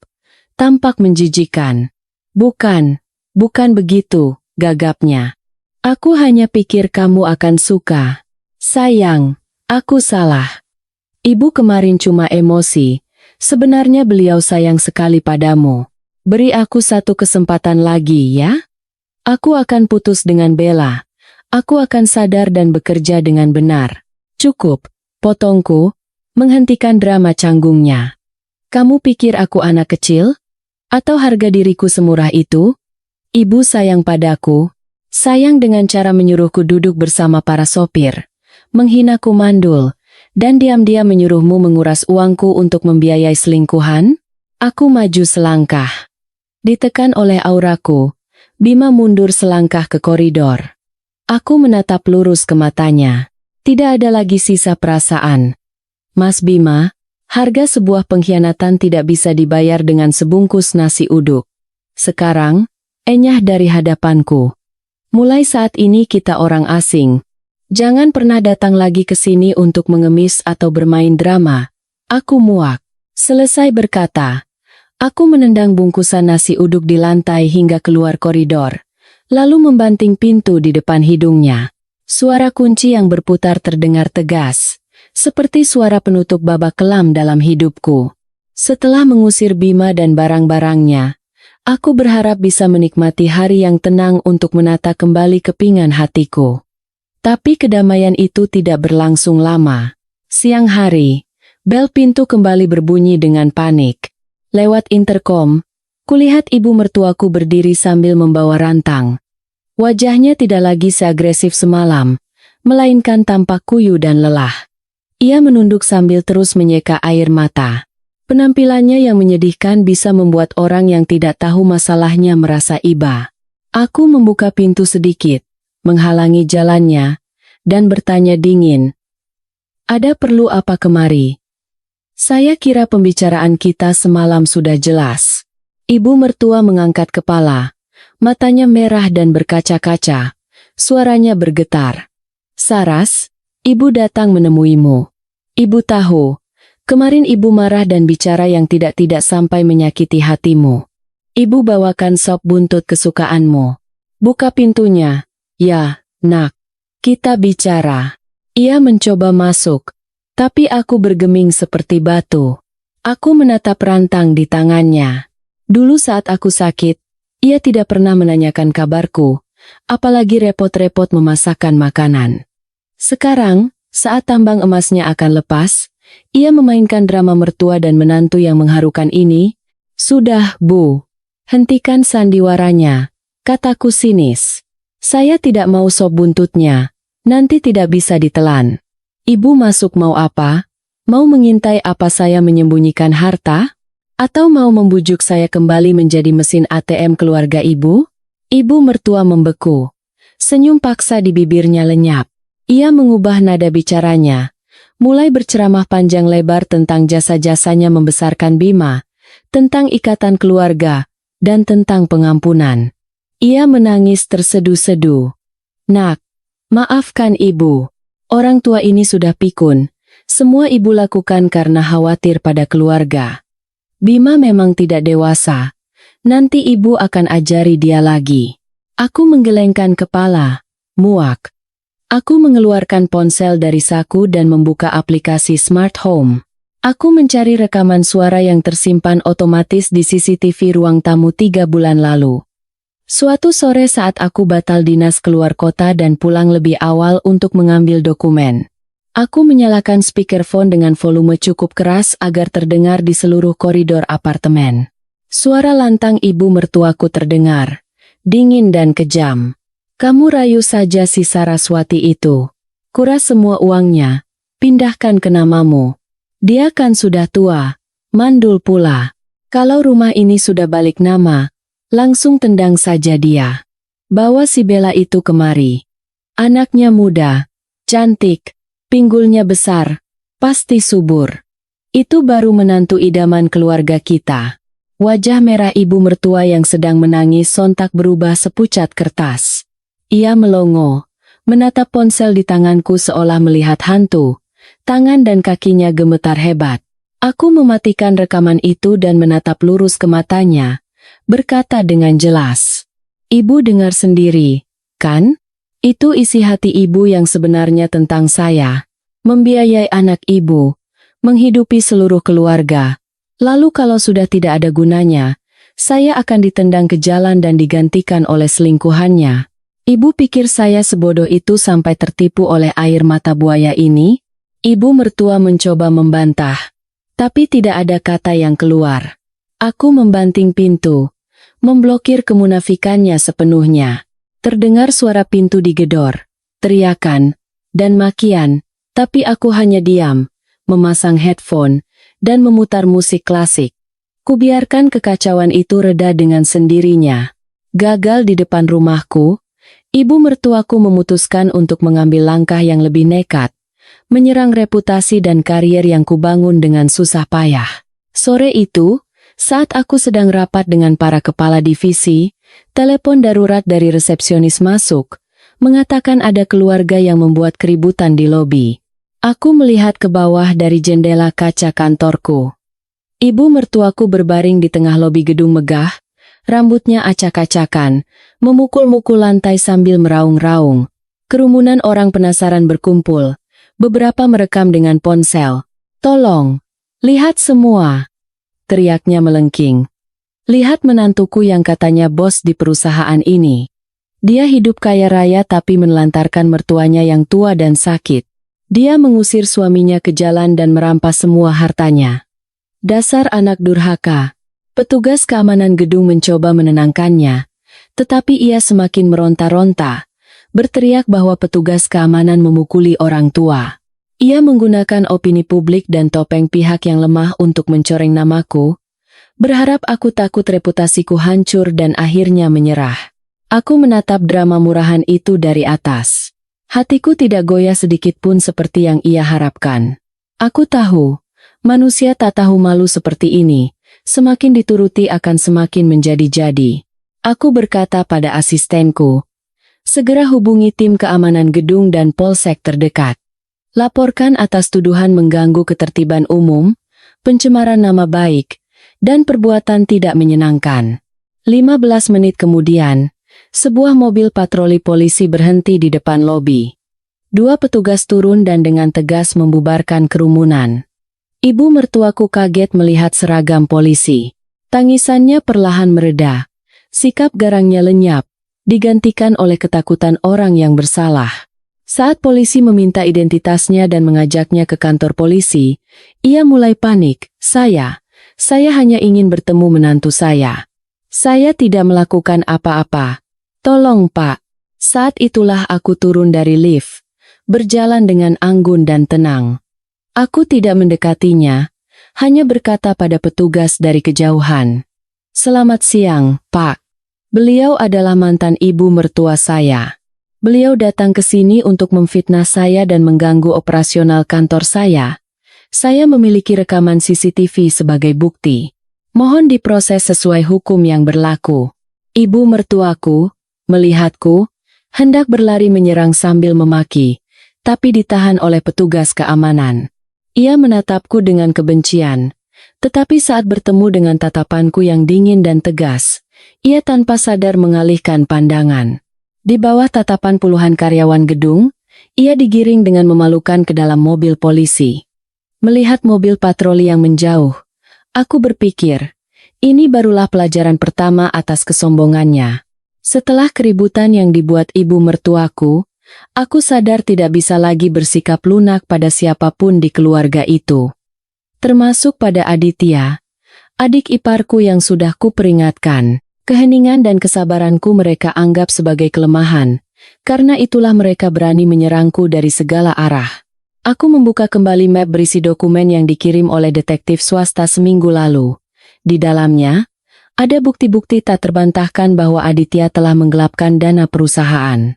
Mulai dari kwitansi biaya representasi palsu, biaya pemasaran yang digelembungkan 2 kali lipat, hingga percakapan pesan saat ia mengatur kickback dengan pemasok. Awalnya aku ingin menyimpan ini, memberinya kesempatan hidup demi keponakanku yang akan segera lahir. Tapi di rapat keluarga tempo hari, Aditya dan istrinya adalah yang paling vokal menghinaku dan menuntutku mengeluarkan uang. Mereka lupa rasa terima kasih atas pekerjaan yang kuberikan, malah berbalik menggigitku saat aku dalam kesulitan. Tanpa ragu, aku mengirim seluruh isi map itu ke email jajaran direksi dan kepala HRD perusahaan Aditya. Aku menggunakan format laporan anonim, tetapi buktinya sangat kuat. Sebagai mitra bisnis besar, suaraku memiliki bobot yang cukup untuk membuat mereka segera melakukan audit internal. 2 hari kemudian, hasilnya seperti yang kuduga. Aditya dipecat dengan sanksi terberat. Bersamaan dengan itu, ia dituntut untuk mengembalikan seluruh dana yang digelapkan jika tidak ingin diproses secara pidana. Siang itu, Aditya menyerbu ke kantorku. Penampilannya acak-acakan, rambutnya kusut, sama sekali tidak ada lagi aura manajer penjualan yang percaya diri. Ia menerobos resepsionis, masuk ke ruanganku, dan langsung berlutut di depan mejaku sambil menangis terseduh-seduh. "Mbak Saras, tolong selamatkan saya. Saya dipecat, Mbak. Saya harus ganti rugi 200 juta. Tolong Mbak bicara sama bos di sana. Mbak kan punya pengaruh." Aku duduk di kursi, tidak menghentikan pekerjaanku. Terus mengetik. Aku meliriknya dan menjawab dingin. "Selamatkan kamu? Kenapa aku harus menyelamatkan orang serakah dan tidak tahu terima kasih sepertimu? Aku sudah peringatkan, kan? Jaga posisimu, jangan ikut campur urusanku." Tapi kamu dan istrimu tidak mau dengar. Aditya membenturkan kepalanya ke lantai, menangis meraung-raung. "Saya salah, Mbak. Istri saya yang menghasut. Ibu yang menyuruh. Saya tidak akan begitu lagi. Tolong beri saya jalan, Mbak. Istri saya sebentar lagi melahirkan. Kalau saya masuk penjara, anak istri saya mau makan apa?" Aku berhenti mengetik dan memutar kursiku menghadapnya. Aku menatapnya, bukan dengan rasa kasihan, tapi dengan rasa jijik pada pria pengecut yang tidak bertanggung jawab. Selalu menjadikan anak istri sebagai tameng saat kesulitan. Kesempatan itu diberikan pada orang yang punya kemampuan dan moral, bukan untuk parasit yang menggerogoti perusahaan sepertimu, kataku tegas. Penggelapan yang kamu lakukan itu dosamu, dan kamu yang harus menanggungnya. Jangan jual nama anak istrimu untuk mengemis belas kasihan. Satpam, bawa orang ini keluar. 2 petugas keamanan bertubuh besar masuk, memegangi kedua lengan Aditya yang masih meraung-raung, dan menyeretnya keluar. Pintu kantorku tertutup, kembali sunyi seperti semula. Aku menghela napas panjang, merasa lega seolah baru saja membersihkan tumpukan sampah di hatiku. Musibah bagi keluarga mertuaku datang beruntun seperti ombak. Belum selesai satu, sudah datang yang lain. Setelah Aditya kehilangan pekerjaan, Bima pun tak luput dari hukum karma. Gosip tentang hubungan tidak pantasnya dengan resepsionis Bella, gaya hidupnya yang glamor padahal terlilit utang, menyebar ke seluruh penjuru kantor. Tetapi pukulan paling fatal adalah tuduhan bahwa Bima telah membocorkan informasi proyek penting kepada perusahaan pesaing. Sebenarnya, informasi itu tidak sengaja kubocorkan pada salah satu relasi dari perusahaan pesaing saat Bima sedang pamer mengajak Bella di sebuah acara sosial. Kesombongannya yang ingin terlihat hebat di depan selingkuhannya menjadi jebakan maut. Jajaran direksi di perusahaan Bima sejak awal sudah tidak menyukai kemampuannya yang kurang dan etos kerjanya yang buruk. Sekarang, mereka punya alasan yang lebih dari cukup untuk memecatnya. Keputusan pemecatan turun pagi itu juga, dan Bima diminta mengemasi barang-barangnya dalam waktu 1 jam. Pada saat yang sama, selingkuhannya yang lugu, Bella, juga menerima surat pemecatan atas pelanggaran peraturan perusahaan dan menciptakan lingkungan kerja yang tidak kondusif. Pasangan serasi itu keluar dari gedung kantor sambil membawa kardus berisi barang-barang pribadi mereka, diiringi oleh tawa dan cibiran rekan-rekan kerja. Menurut cerita Rina, di lobi perusahaan, Bella menampar pipi Bima dengan keras sambil berteriak, "Kamu bohongi aku," katanya wakil direktur. Katanya kaya. "Kenapa sekarang dipecat memalukan begini? Kembalikan masa mudaku." Bima yang sudah kehilangan harga diri tidak tinggal diam. Ia berebut tas LV dengan Bella. "Diam kamu. Kamu juga cuma incar uangku, kan? Kembalikan tas itu dibeli pakai uang istriku. Sekarang harus kujual buat bayar utang." Adegan memalukan itu direkam oleh orang yang lewat dan tersebar di media sosial, menjadi bahan tertawaan. Aku melihat video itu di ponselku. Melihat dua orang yang pernah bersumpah cinta kini saling cakar demi uang. Aku merasakan ironi yang tak terkatakan. Bima kehilangan pekerjaan, reputasi, dan uang, lalu langsung dicampakkan oleh selingkuhannya. Ia meneleponku dalam keputusasaan, tapi aku sudah lama memblokir nomornya. Aku tahu, ini barulah awal dari hari-hari tergelap dalam hidupnya. Ketika seseorang hidup dalam kebohongan dan menginjak-injak orang lain, cepat atau lambat ia akan ditelan oleh kebohongannya sendiri. Siang itu, kantor pengacara terasa sunyi. Bima duduk di seberangku, kedua tangannya terkepal di atas meja kayu yang mengilap. Matanya terpaku pada setumpuk berkas perceraian yang baru saja disodorkan oleh Pak Susanto. Hanya dalam beberapa hari, ia tampak jauh lebih kuyu. Setelan jasnya kusut, kemejanya kusam, dan janggutnya tidak terawat, jauh dari citra wakil direktur palsu yang dulu ia banggakan. Aku menyesap teh hangat, mengamati setiap ekspresi di wajah mantan suamiku. Kekhawatiran, ketakutan, dan keserakahan berperang di matanya yang gelisah. Bima sudah berada di jalan buntu. Kehilangan pekerjaan, diusir dari rumah, terlilit utang, dan mungkin selingkuhan mudanya juga mulai menuntut sesuatu. Aku meletakkan cangkir teh, memecah keheningan yang menyesakan. Baca baik-baik. "Ini syarat terakhirku. Kalau kamu setuju menandatangani surat cerai hari ini juga dan membereskan sisa barangmu dengan bersih, aku akan memberimu sedikit pesangon." Bima sontak mengangkat kepala. Matanya berbinar seperti orang tenggelam yang menemukan pelampung. "Pesangon? Berapa? Kamu mau membagi harta untukku?"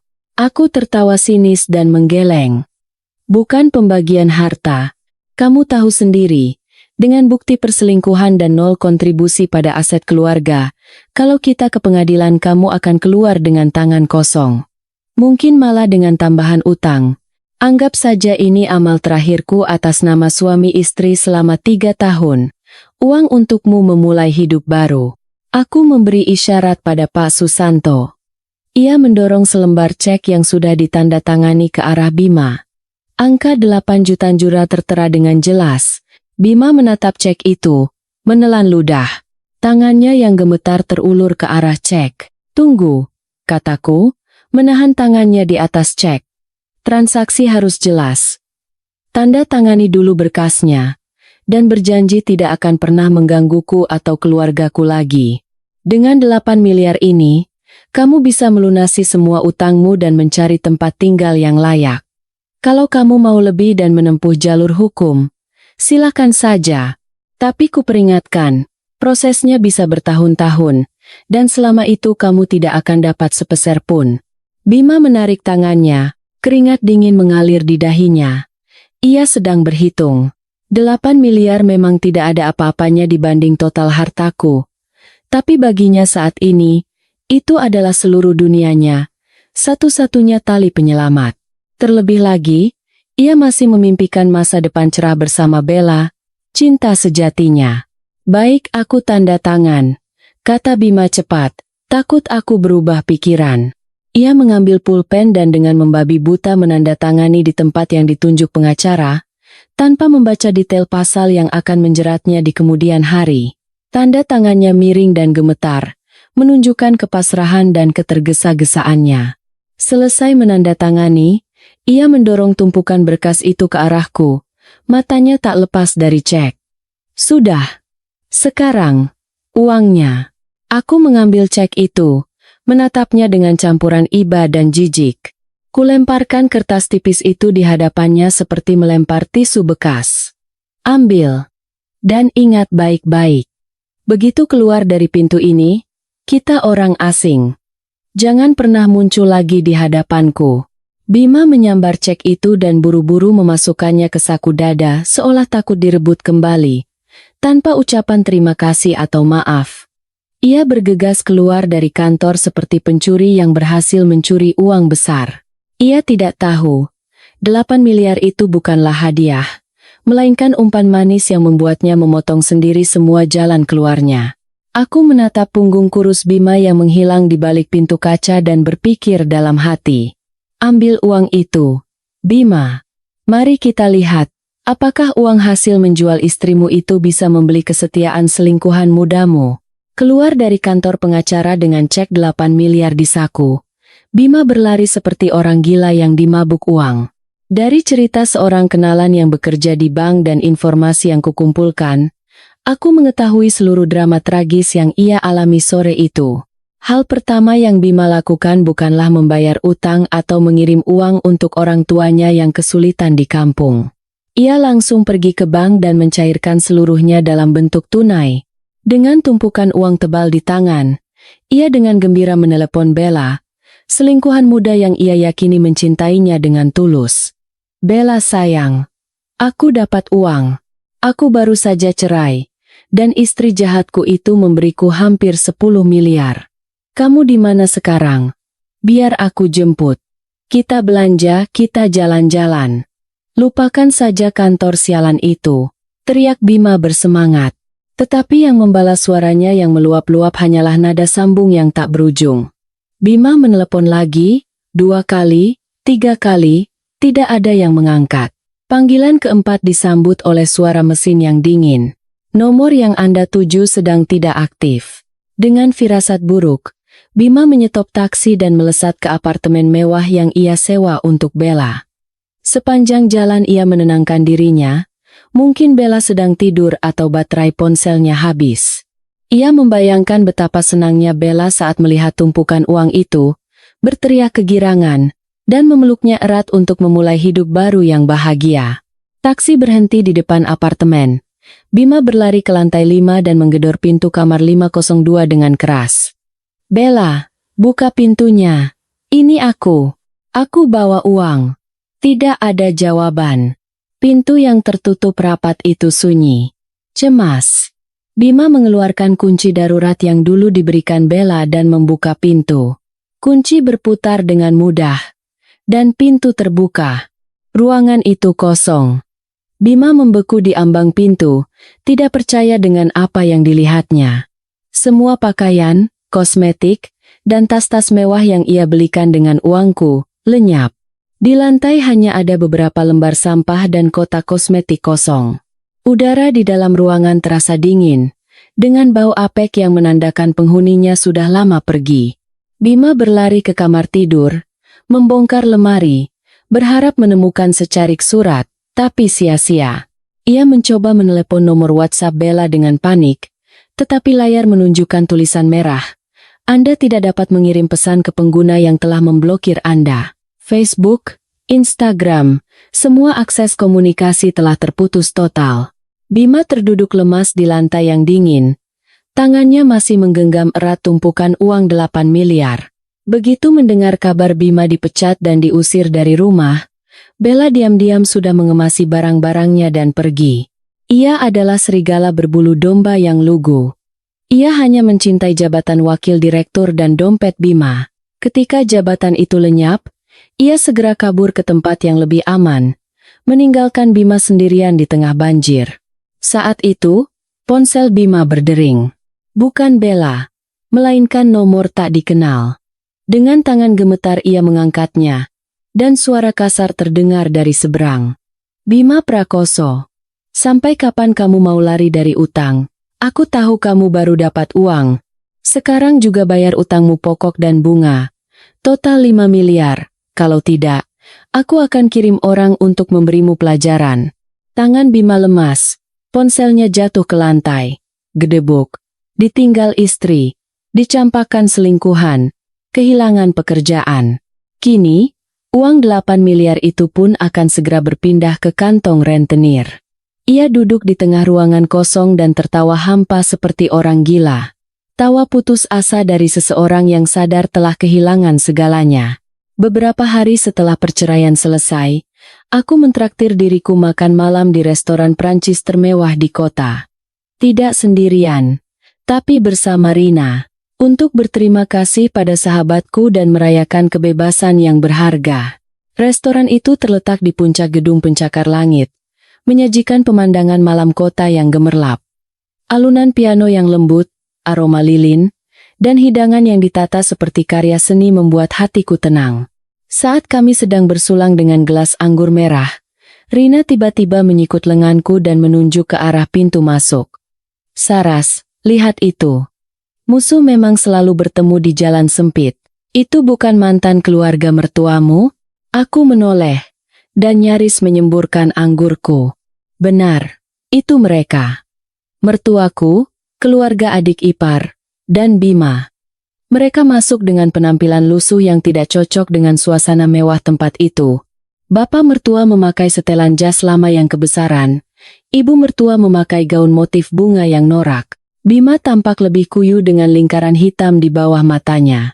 Sepertinya sisa uang dari membayar utang ia pakai untuk menikmati kemewahan terakhir, atau mungkin mencari kesempatan untuk menumpang hidup pada orang lain.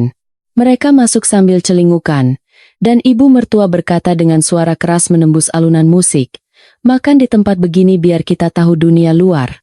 Mumpung sebentar lagi mau pulang kampung, kita makan mewah untuk terakhir kali." Seorang pelayan mendekat dan bertanya dengan sopan apakah mereka sudah reservasi. Ibu mertua mengangkat dagunya dengan angkuh. "Reservasi apa? Kami punya uang. Beri kami meja yang paling besar dan bagus di sana." Ia menunjuk sebuah meja kosong tepat di sebelah mejaku. Saat itulah tatapannya menyapu ke arahku dan bertemu dengan mataku. Ia membeku. Seluruh keluarga itu berhenti seolah tersengat listrik. Keterkejutan, rasa malu, dan kebencian terpancar di wajah mereka. Aku hanya menyesap anggurku dengan tenang, pura-pura tidak kenal. Tapi ibu mertua yang urat malunya sudah putus tidak akan melewatkan ini. Ia pikir bertemu denganku di sini adalah kesempatan emas untuk membuat keributan atau mendapatkan sesuatu.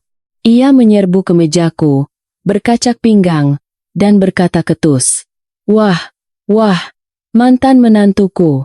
Kamu enak-enakan makan di sini, sementara mertuamu di rumah kelaparan.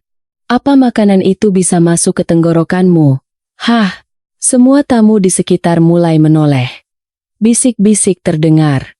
Aku meletakkan gelas anggurku, menatapnya, dan menjawab dingin, "Anda salah orang. Saya tidak punya mertua. Saya pelanggan VIP di sini. Jadi tolong jangan ganggu acara makan tamu lain dan jaga sikap Anda." Bima mencoba menahan ibunya, tapi ia menepis tangannya. "Aku tidak mau pergi. Hari ini aku makan di sini dan kamu yang harus bayar. Kamu sudah mengambil 50 miliar uang keluarga kami, jadi kamu punya tanggung jawab untuk menafkahiku." Ia menarik kursi dan hendak duduk di mejaku, berniat makan gratis seperti biasanya. Aku memberi isyarat pada manajer restoran yang berada di dekat situ. Manajer itu mendekat, membungkuk hormat padaku, lalu berkata tegas pada ibu mertuaku, "Nyonya, tamu kami ini tidak ingin diganggu. Silakan kembali ke meja Anda atau meninggalkan restoran." "Saya tidak mau pergi. Saya ini ibunya. Dia yang harus bayar," teriak ibu mertua, mulai menggunakan jurus andalannya. Berbaring di lantai dan mengamuk. Aku menatap manajer dan berkata dengan jelas, "Saya tidak kenal mereka. Kalau mereka mau makan, minta deposit dulu." Setahu saya, mereka tidak akan sanggup membayar menu di sini. Pastikan restoran Anda tidak rugi. Perkataanku seperti menyiram air es ke wajah keluarga itu. Manajer mengangguk dan meminta Bima menunjukkan kartu kredit atau membayar deposit sebesar 5 juta rupiah agar bisa diberi meja.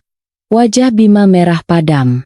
Ia merogoh sakunya, mengeluarkan beberapa lembar uang kusut, dan menghitungnya. Totalnya tidak lebih dari 1 juta rupiah. Rasa malu mencapai puncaknya. Tatapan menghina dari para tamu menusuk mereka seperti jarum. Bapak mertua yang sangat malu menundukkan kepala dan menarik tangan istrinya yang serakah. Sudah, Bu. Pulang saja. Malu sekali kita. Seluruh keluarga itu berbalik dengan lesu dan berjalan menuju pintu keluar. Kupikir setelah dipermalukan di restoran, keluarga mertuaku akan tahu diri dan mundur. Tapi aku meremehkan kegigihan mereka. Belum sampai 15 menit setelah mereka diusir, terdengar keributan dari lobi gedung. Rina berlari ke pagar pembatas, melihat ke bawah, lalu kembali dengan ekspresi jengkel. Saras. Ibu mertuamu yang terhormat itu lagi. Dia teriak-teriak di lobi, mengancam akan melakukan siaran langsung dan membongkar kelakuanmu sebagai menantu durhaka yang menelantarkan mertua setelah kaya. Orang-orang sudah merekam. Aku menghela napas dan meletakkan pisau dan garpuku. Kesabaranku sudah habis. Ia pikir bisa menggunakan media sosial dan opini publik untuk memaksaku mengeluarkan uang. Tapi ia lupa satu hal. Aku bekerja di industri investasi finansial, dan hubunganku dengan media ribuan kali lebih luas daripada koneksinya di kampung. Aku mengeluarkan ponsel, menekan sebuah nomor, dan dengan tenang berjalan ke balkon, menatap kerumunan di bawah. Ibu mertuaku, melihatku muncul, semakin keras berteriak dan menunjuk-nunjuk ke langit. Aku menyalakan speakerphone dengan volume cukup keras agar orang di sekitar bisa mendengar, lalu mulai berakting. Halo, selamat malam. Dengan Pak Sutrisno, produser program Kisah Pilu Keluarga di stasiun TV nasional? Iya, ini saya Saraswati. Pak, sekarang di lokasi saya sedang ada kejadian yang sangat menarik. Kasus klasik mantan mertua yang memeras dan menganiaya menantu setelah cerai. Bisa kirim tim liputan ke sini segera. Kita siarkan langsung saja. Saya punya semua bukti rekaman dan transfer bank tentang bagaimana mereka mencoba memeras 50 miliar dari saya. Iya, siaran langsung di fanpage stasiun TV yang followernya 2 juta itu. Aku berhenti sejenak dan menatap ke bawah. Ibu mertuaku yang sedang berteriak-teriak tiba-tiba berhenti. Mulutnya ternganga. 2 kata media dan stasiun TV adalah teror yang mengerikan bagi keluarga yang hidup dari gengsi palsu seperti mereka. Mereka takut dipermalukan di TV. Takut seluruh kampung halaman tahu bahwa mereka mengemis dan membuat keributan pada mantan menantu. Aku melanjutkan aktingku. Oh ya, jangan lupa bawa pengacara juga, Pak. Saya akan langsung membuat laporan atas pencemaran nama baik dan gangguan ketertiban umum. Kalau mereka menyangkal di TV, saya akan rilis rekaman saat ibu mertua menyuruh anaknya selingkuh dan mengusir istrinya. Ya, drama ini akan jadi acara paling populer bulan ini, Pak. Mendengar kata rilis rekaman, wajah ibu mertuaku pucat pasi. Ia sadar aku tidak main-main. Jika bukti menjijikan itu tayang di siaran nasional, nama baik keluarga terpandang yang ia banggakan akan hancur, dan mereka akan menjadi bahan cemoohan. Bapak mertua di sebelahnya gemetaran dan menarik-narik lengan baju istrinya. Sudah, Bu, ayo pulang. Dia benar-benar akan melakukannya. Kalau masuk TV, kita mau taruh muka di mana? Ayo pulang. Adik ipar dan Bima juga ketakutan. Mereka setengah menyeret ibu mereka yang syok. Untuk pertama kalinya, ibu mertua tidak bisa berkata apa-apa, hanya menutupi wajahnya dengan topi dan buru-buru naik ke ojek. Seluruh keluarga itu menghilang seperti pencuri yang dikejar massa. Para penonton pun bubar. Aku menutup telepon, menatap layar awal ponselku yang belum terhubung ke panggilan manapun, dan tersenyum. Terkadang, untuk menghadapi orang tak tahu malu, kekerasan tidak diperlukan. Cukup tusuk tepat di ketakutan terbesar mereka. Batas waktu surat peringatan terakhir dari bank akhirnya tiba. Dengan terputusnya aliran dana dariku dan kondisi keuangan keluarga Bima yang hancur, sudah bisa dipastikan mereka tidak akan mampu membayar cicilan 20 juta setiap bulan. Pagi itu, sebuah truk besar, beberapa staf bank, dan petugas jurusita pengadilan tiba di depan rumah mewah 3 lantai yang pernah ditempati keluarga mertuaku. Aku tidak menyaksikan langsung kekacauan itu, tapi dari cerita Pak RT yang dulu sering kuajak bicara, aku bisa membayangkan dengan jelas drama tragis yang terjadi di sana. Pintu gerbang besi yang dulu dibanggakan ibu mertuaku sebagai gerbang istana, kini terbuka paksa. Petugas jurusita bekerja dengan dingin dan tegas. Mereka memberi waktu 2 jam bagi keluarga itu untuk mengemasi barang-barang pribadi dan mengosongkan rumah agar proses penyitaan aset bisa dilanjutkan. Ibu mertuaku, yang di hari ulang tahunnya mengusirku ke meja paling hina, kini terduduk di lantai halaman. Rambutnya acak-acakan, meraung-raung. Ia memohon pada langit, pada tanah, dan pada petugas bank yang dianggapnya telah mengkhianati anaknya. Tolong, beri kami waktu beberapa hari lagi. Menantuku pasti akan kirim uang. Dia kaya. Tidak mungkin dia membiarkan orang tuanya jadi gelandangan. Di detik-detik terakhir keputusasaannya, ia masih berhalusinasi tentang pertolongan dari menantu yang pernah ia anggap sampah. Tapi yang membalas perkataannya hanyalah stiker Sita yang dingin dan suara berisik perabotan yang dipindahkan. Bima dan Aditya, 2 pilar keluarga itu, hanya bisa menunduk sambil memasukkan selimut dan pakaian usang ke dalam karung goni. Gengsi palsu mereka hancur lebur di hadapan realita keras tentang bertahan hidup. Mereka bukan lagi pangeran yang dimanja ibu dan dilindungi istri. Mereka adalah pecundang yang diusir dari sarang nyaman yang tidak pernah mereka bangun dengan keringat sendiri. Rumah 3 lantai yang menyimpan banyak kenanganku lebih banyak duka daripada suka kini menjadi asing. Semua perabotan mewah, dari sofa Italia yang kupilih sendiri hingga lampu kristal, dianggap sebagai aset yang melekat pada rumah dan ditinggalkan untuk dilelang. Keluarga itu hanya bisa membawa barang-barang pribadi murahan dan pakaian usang. Pemandangan 5 orang dewasa dan 1 anak kecil keluar dari gerbang sambil menenteng kantong plastik di bawah tatapan penasaran para tetangga sungguh menyedihkan. Mereka memuat barang-barang itu ke atas gerobak motor dan berdesakan di beberapa sepeda motor butut, menuju pinggiran kota. Kudengar mereka menyewa sebuah rumah petak kecil yang pengap, dengan biaya sewa hanya 1/10 dari biaya hidup mereka dulu. Guncangan dari surga ke neraka ini pastilah sangat berat bagi mereka yang terbiasa hidup nyaman.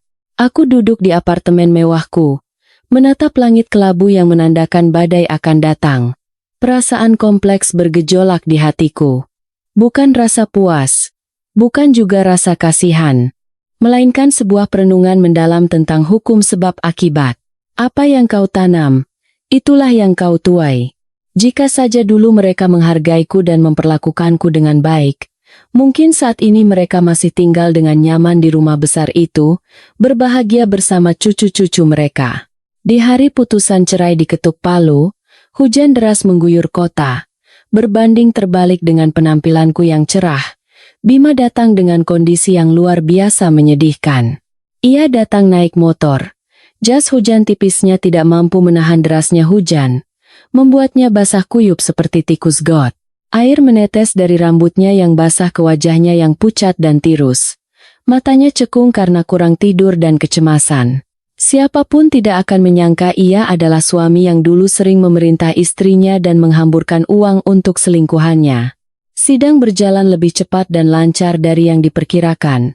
Karena Bima sudah menerima 8 miliar dan menandatangani surat perjanjian, ia tidak mengajukan keberatan apapun terkait harta atau hak. Ia hanya duduk meringkuk di kursinya seperti terdakwa di pengadilan nurani, menandatangani berkas secara mekanis. Ia bahkan tidak berani mengangkat kepala untuk menatapku. Ketika hakim mengetuk palu dan menyatakan berakhirnya ikatan pernikahan kami, aku merasakan getaran mengalir di punggungku. Bukan rasa sakit atau sesal, melainkan kelegaan luar biasa seolah baru saja meletakkan batu seberat ribuan ton yang menekan dadaku selama 3 tahun. Surat putusan cerai dengan stempel merah kini ada di tanganku. Ini bukan sertifikat kegagalan, melainkan tiket kebebasan yang mengembalikanku pada diriku yang sejati. Aku melangkah keluar dari ruang sidang. Suara sepatuku yang beradu dengan lantai terdengar tegas dan kuat. Bima mengikutiku dari belakang dengan langkah gontai, tampak kuyu dan sendirian. Di lobi, aku berhenti untuk menunggu mobil jemputan. Bima berdiri tak jauh dariku, ingin mendekat tapi takut.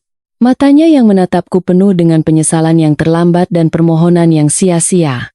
Hujan di luar masih deras, langit kelabu, tapi di hatiku, secercah sinar matahari harapan mulai terbit. Aku menarik napas dalam-dalam, mencium aroma tanah basah setelah hujan, aroma sebuah permulaan baru. Aku menoleh menatap Bima untuk terakhir kalinya. Tatapanku anehnya terasa damai. Di antara kami kini ada jurang pemisah yang tak terjembatani. Bukan hanya kesenjangan status atau uang, melainkan jarak antara dua orang dari dunia yang sama sekali berbeda. Yang satu sedang bangkit terbang menembus badai, yang lain sedang perlahan tenggelam dalam kubangan yang ia ciptakan sendiri. Hidup memang adil, memberikan kembali pada setiap orang apa yang pantas mereka dapatkan. Sedan mewahku bergerak perlahan, meninggalkan gedung pengadilan yang megah dan dingin. Aku bersandar di kursi dan hendak memejamkan mata, ketika tiba-tiba terdengar suara gedoran di jendela, diiringi suara putus asa yang bercampur dengan deru hujan. Saras! Saras! Tunggu! Aku terkejut dan membuka mata. Di balik kaca jendela yang buram karena air hujan, kulihat Bima. Ia mengejar mobilku, tidak peduli pada hujan deras dan genangan air. Ia melambaikan tangan dengan putus asa, wajahnya basah oleh air mata dan air hujan. Aku memberi isyarat pada sopir untuk berhenti. Bukan karena masih ada perasaan, tapi karena aku ingin mengakhiri hubungan yang memuakan ini selamanya. Jendela mobil turun setengah. Udara dingin dan percikan hujan menerpa wajahku. Bima menumpukan kedua tangannya di pintu mobil. Terengah-engah, air hujan mengalir di dagunya. Ia menatapku dengan mata merah dan memohon dengan menyedihkan. Saras, aku salah. Aku benar-benar menyesal. Tolong, beri aku satu kesempatan lagi. Aku tahu kamu masih mencintaiku. 3 tahun ikatan pernikahan tidak mungkin bisa dilupakan begitu saja. Ia mencoba meraih tanganku, tapi aku menariknya. Aku menatap matanya dalam-dalam, mencoba mencari sisa-sisa ketulusan, tapi yang kulihat hanyalah ketakutan orang yang bangkrut dan perhitungan seorang penjudi di jalan buntu. Aku tertawa sinis, suaraku setajam silet namun tenang. Aku mencintaimu? Kamu masih berpikir begitu? Mas Bima? Sadarlah. Yang kamu cintai bukan aku. Yang kamu cintai adalah mesin ATM bernama Saraswati. Kartu kredit tanpa batas, rumah besar, dan mobil mewah. Bukan begitu. Aku tulus mencintaimu, gagap Bima. Tulus? Potongku. Tulus selingkuh di belakangku dan membiayai wanita lain dengan uangku? Tulus membiarkan ibumu menghinaku dan menyuruhku duduk bersama para sopir? Kamu baru mencariku setelah kehilangan segalanya. Pekerjaan, rumah, selingkuhan, dan saat kamu terlilit utang. Itu bukan cinta. Itu pemanfaatan yang hina. Aku menatapnya lurus dan melontarkan kalimat terakhir. Sayangnya, mesin ATM itu sudah menelan kartumu dan tidak akan pernah memuntahkannya lagi. Uang 8 miliar itu adalah kebaikan terakhirku. Pakai itu untuk hidup sebagai manusia. Jangan membuatku semakin membencimu. Selesai berkata, aku menekan tombol untuk menaikkan jendela, memblokir wajah Bima yang membeku karena putus asa. Jalan Pak, perintahku pada sopir. Jangan berhenti lagi. Mobil melesat menembus tirai hujan putih, meninggalkan seorang pria yang berdiri sendirian dan menyedihkan di tengah jalan. Aku melihat dari kaca spion, sosok Bima semakin mengecil, lalu lenyap di telan air mata langit. Sekitar 2 bulan setelah keluar dari pengadilan, aku mendengar kabar tentang mantan keluarga mertuaku dari Rina, sahabatku yang seperti stasiun berita berjalan. Rina menceritakannya dengan nada puas campur ngeri melihat betapa kejamnya hukum karma. Keluarga mertuaku, setelah pindah ke rumah petak yang pengap di pinggiran kota, terus-menerus dilanda konflik. Ruang sempit dan kemiskinan membuat orang-orang egois yang terbiasa hidup nyaman itu saling menyalahkan. Konflik memuncak pada suatu malam ketika beberapa rentenir datang menagih utang judi Aditya, utang yang selama ini ia sembunyikan. Ibu mertuaku, karena syok, kesedihan, dan hipertensi yang tidak terkontrol, terserang stroke. Karena seluruh keluarga sibuk berdebat soal uang dan tidak punya biaya untuk memanggil ambulans, ia terlambat dibawa ke rumah sakit. Nyawanya selamat, tapi ia lumpuh separuh badan, mulutnya miring, dan tidak bisa lagi mengontrol buang air. Yang lebih tragis adalah sikap kedua anak laki-laki yang begitu ia puja dan bela. Bima, karena putus asa, setiap hari mabuk-mabukan dan menelantarkan ibunya yang sakit. Aditya sibuk melarikan diri dari kejaran penagih utang. Beban merawat ibu mertua jatuh sepenuhnya pada menantu kedua, istri Aditya, wanita yang sejak awal sudah galak dan licik itu. Dulu saat ibu mertuaku punya uang dan kuasa, ia berpihak padanya dan ikut menyiksaku. Kini, saat ibu mertuaku menjadi beban, ia langsung berubah sikap. Menurut cerita para tetangga, setiap hari terdengar suara makiannya pada ibu mertua yang lumpuh. Suatu kali, ia melempar mangkuk nasi ke lantai dan menyuruh ibu mertua merangkak untuk memakannya seperti binatang. Cepat mati saja. Cuma habiskan beras dan menyusahkan anak. Dulu bagaimana kau perlakukan Mbak Saras? Sekarang rasakan sendiri akibatnya. Ibu mertua hanya bisa terbaring, mengeluarkan suara-suara tak jelas sambil menangis dari wajahnya yang miring. Mungkin di saat penuh penderitaan dan hinaan itulah, ia baru benar-benar mengerti apa itu karma. Dulu ia berharap menantu sulungnya lenyap, mengutukku karena tidak bisa memberinya cucu. Kini, ia disiksa oleh menantu kesayangannya sendiri, menghabiskan sisa hidupnya dalam kelaparan. Mendengar cerita Rina, hatiku terasa berat. Aku tidak merasa senang atas penderitaan seorang wanita tua, meskipun ia pernah begitu kejam padaku. Tapi aku juga tidak berniat ikut campur atau menolong. Itu adalah harga yang harus dibayar ibu mertuaku atas kejahatan dan kebodohannya sendiri, dan itu akan menjadi pelajaran mahal bagi semua orang yang hidup dalam kebodohan dan keserakahan. Musim hujan tahun ini datang lebih awal dari biasanya. Angin dingin dari utara membuat udara Jakarta terasa menusuk tulang. Aku duduk di kantor yang hangat, menyeruput teh kamomil panas, sambil melihat orang-orang di jalan yang berjalan cepat dengan jaket tebal mereka. Keheningan sore itu dipecah oleh ketukan pintu yang ragu-ragu. Asistenku masuk dengan wajah canggung. Bu Saras, ada seorang bapak tua yang ingin bertemu.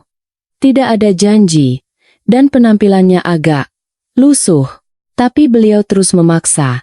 Katanya beliau adalah mantan bapak mertua ibu dan ada urusan hidup dan mati.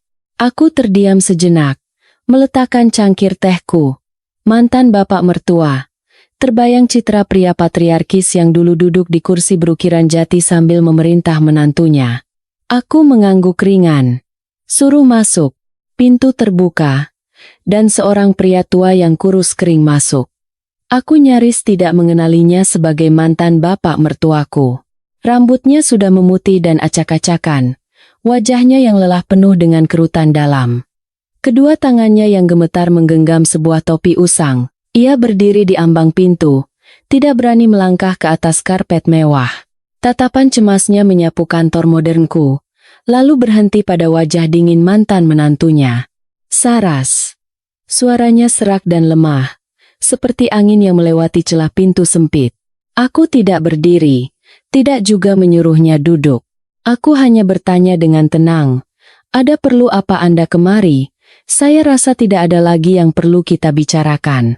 Ia maju beberapa langkah dengan goyah, lalu tiba-tiba berlutut di lantai yang dingin.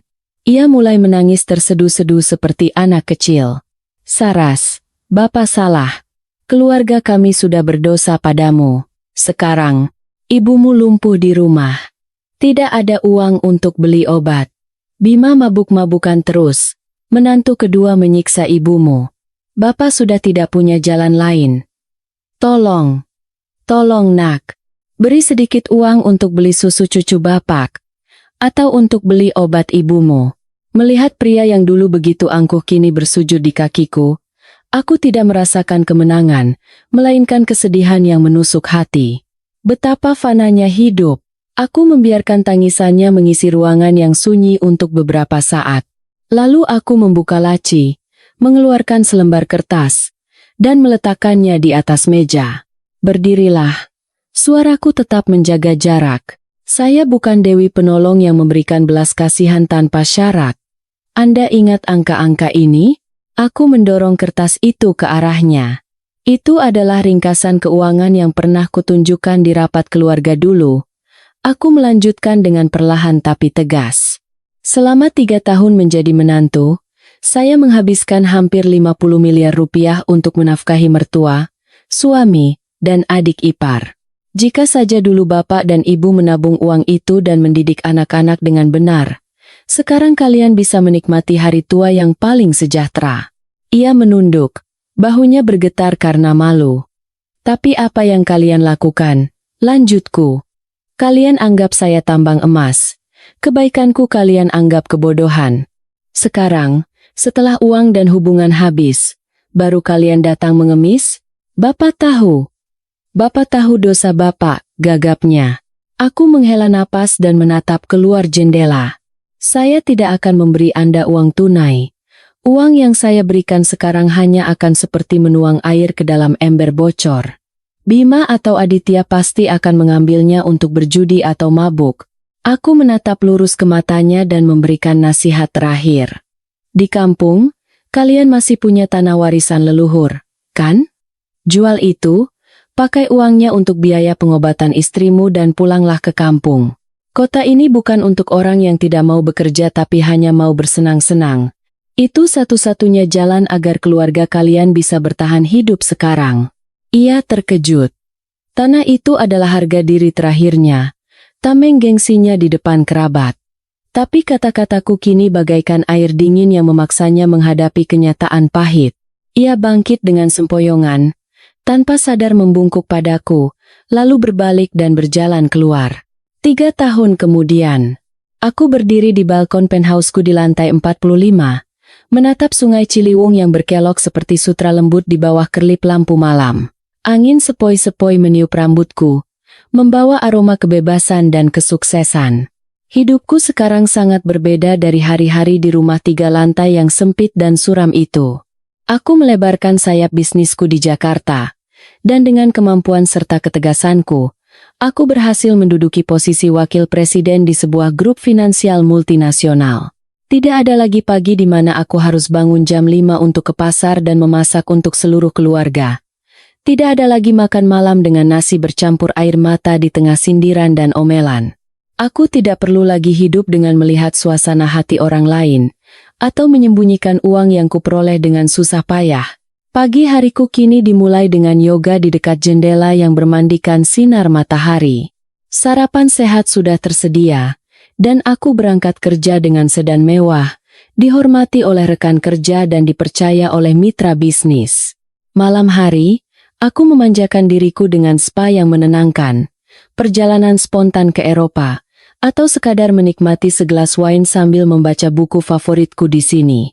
Aku mengangkat gelas wineku, mengayunkannya perlahan hingga cairan berwarna rubi itu berkilauan. Banyak orang bilang wanita yang bercerai adalah produk gagal, nilainya menurun. Tapi bagiku, perceraian adalah sebuah kelahiran kembali.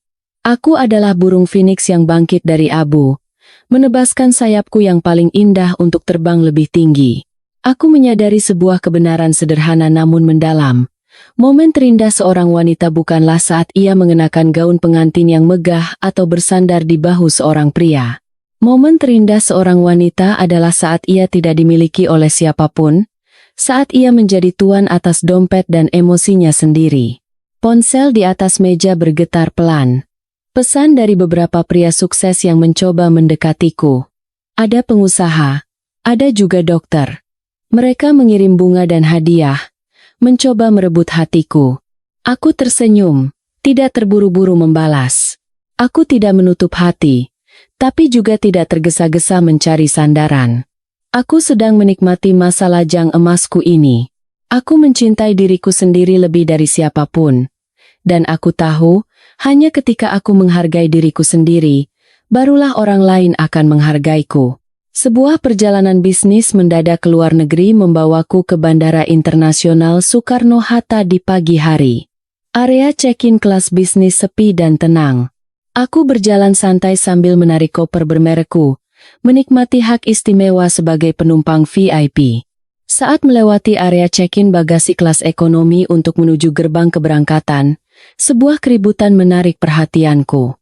Seorang pria berseragam biru petugas bagasi sedang berulang kali membungkuk meminta maaf pada seorang penumpang wanita yang tampak mewah. "Maaf, Bu, maaf. Tadi kopernya berat sekali. Saya tidak sengaja. Biar saya bersihkan." Suaranya serak dan gemetar. Tapi aku langsung mengenalinya sebagai suara Bima. Aku bersembunyi di balik sebuah pilar besar, mengamatinya diam-diam. Bima tampak jauh lebih tua dari usianya yang baru 35 tahun. Kulitnya menghitam terbakar matahari, rambutnya mulai dipenuhi uban. Matanya cekung dengan kerutan halus, jejak dari kehidupan yang keras. Ia sedang membersihkan noda di koper putih penumpang itu dengan lengan bajunya sendiri. Pemandangan yang begitu hina dan menyedihkan.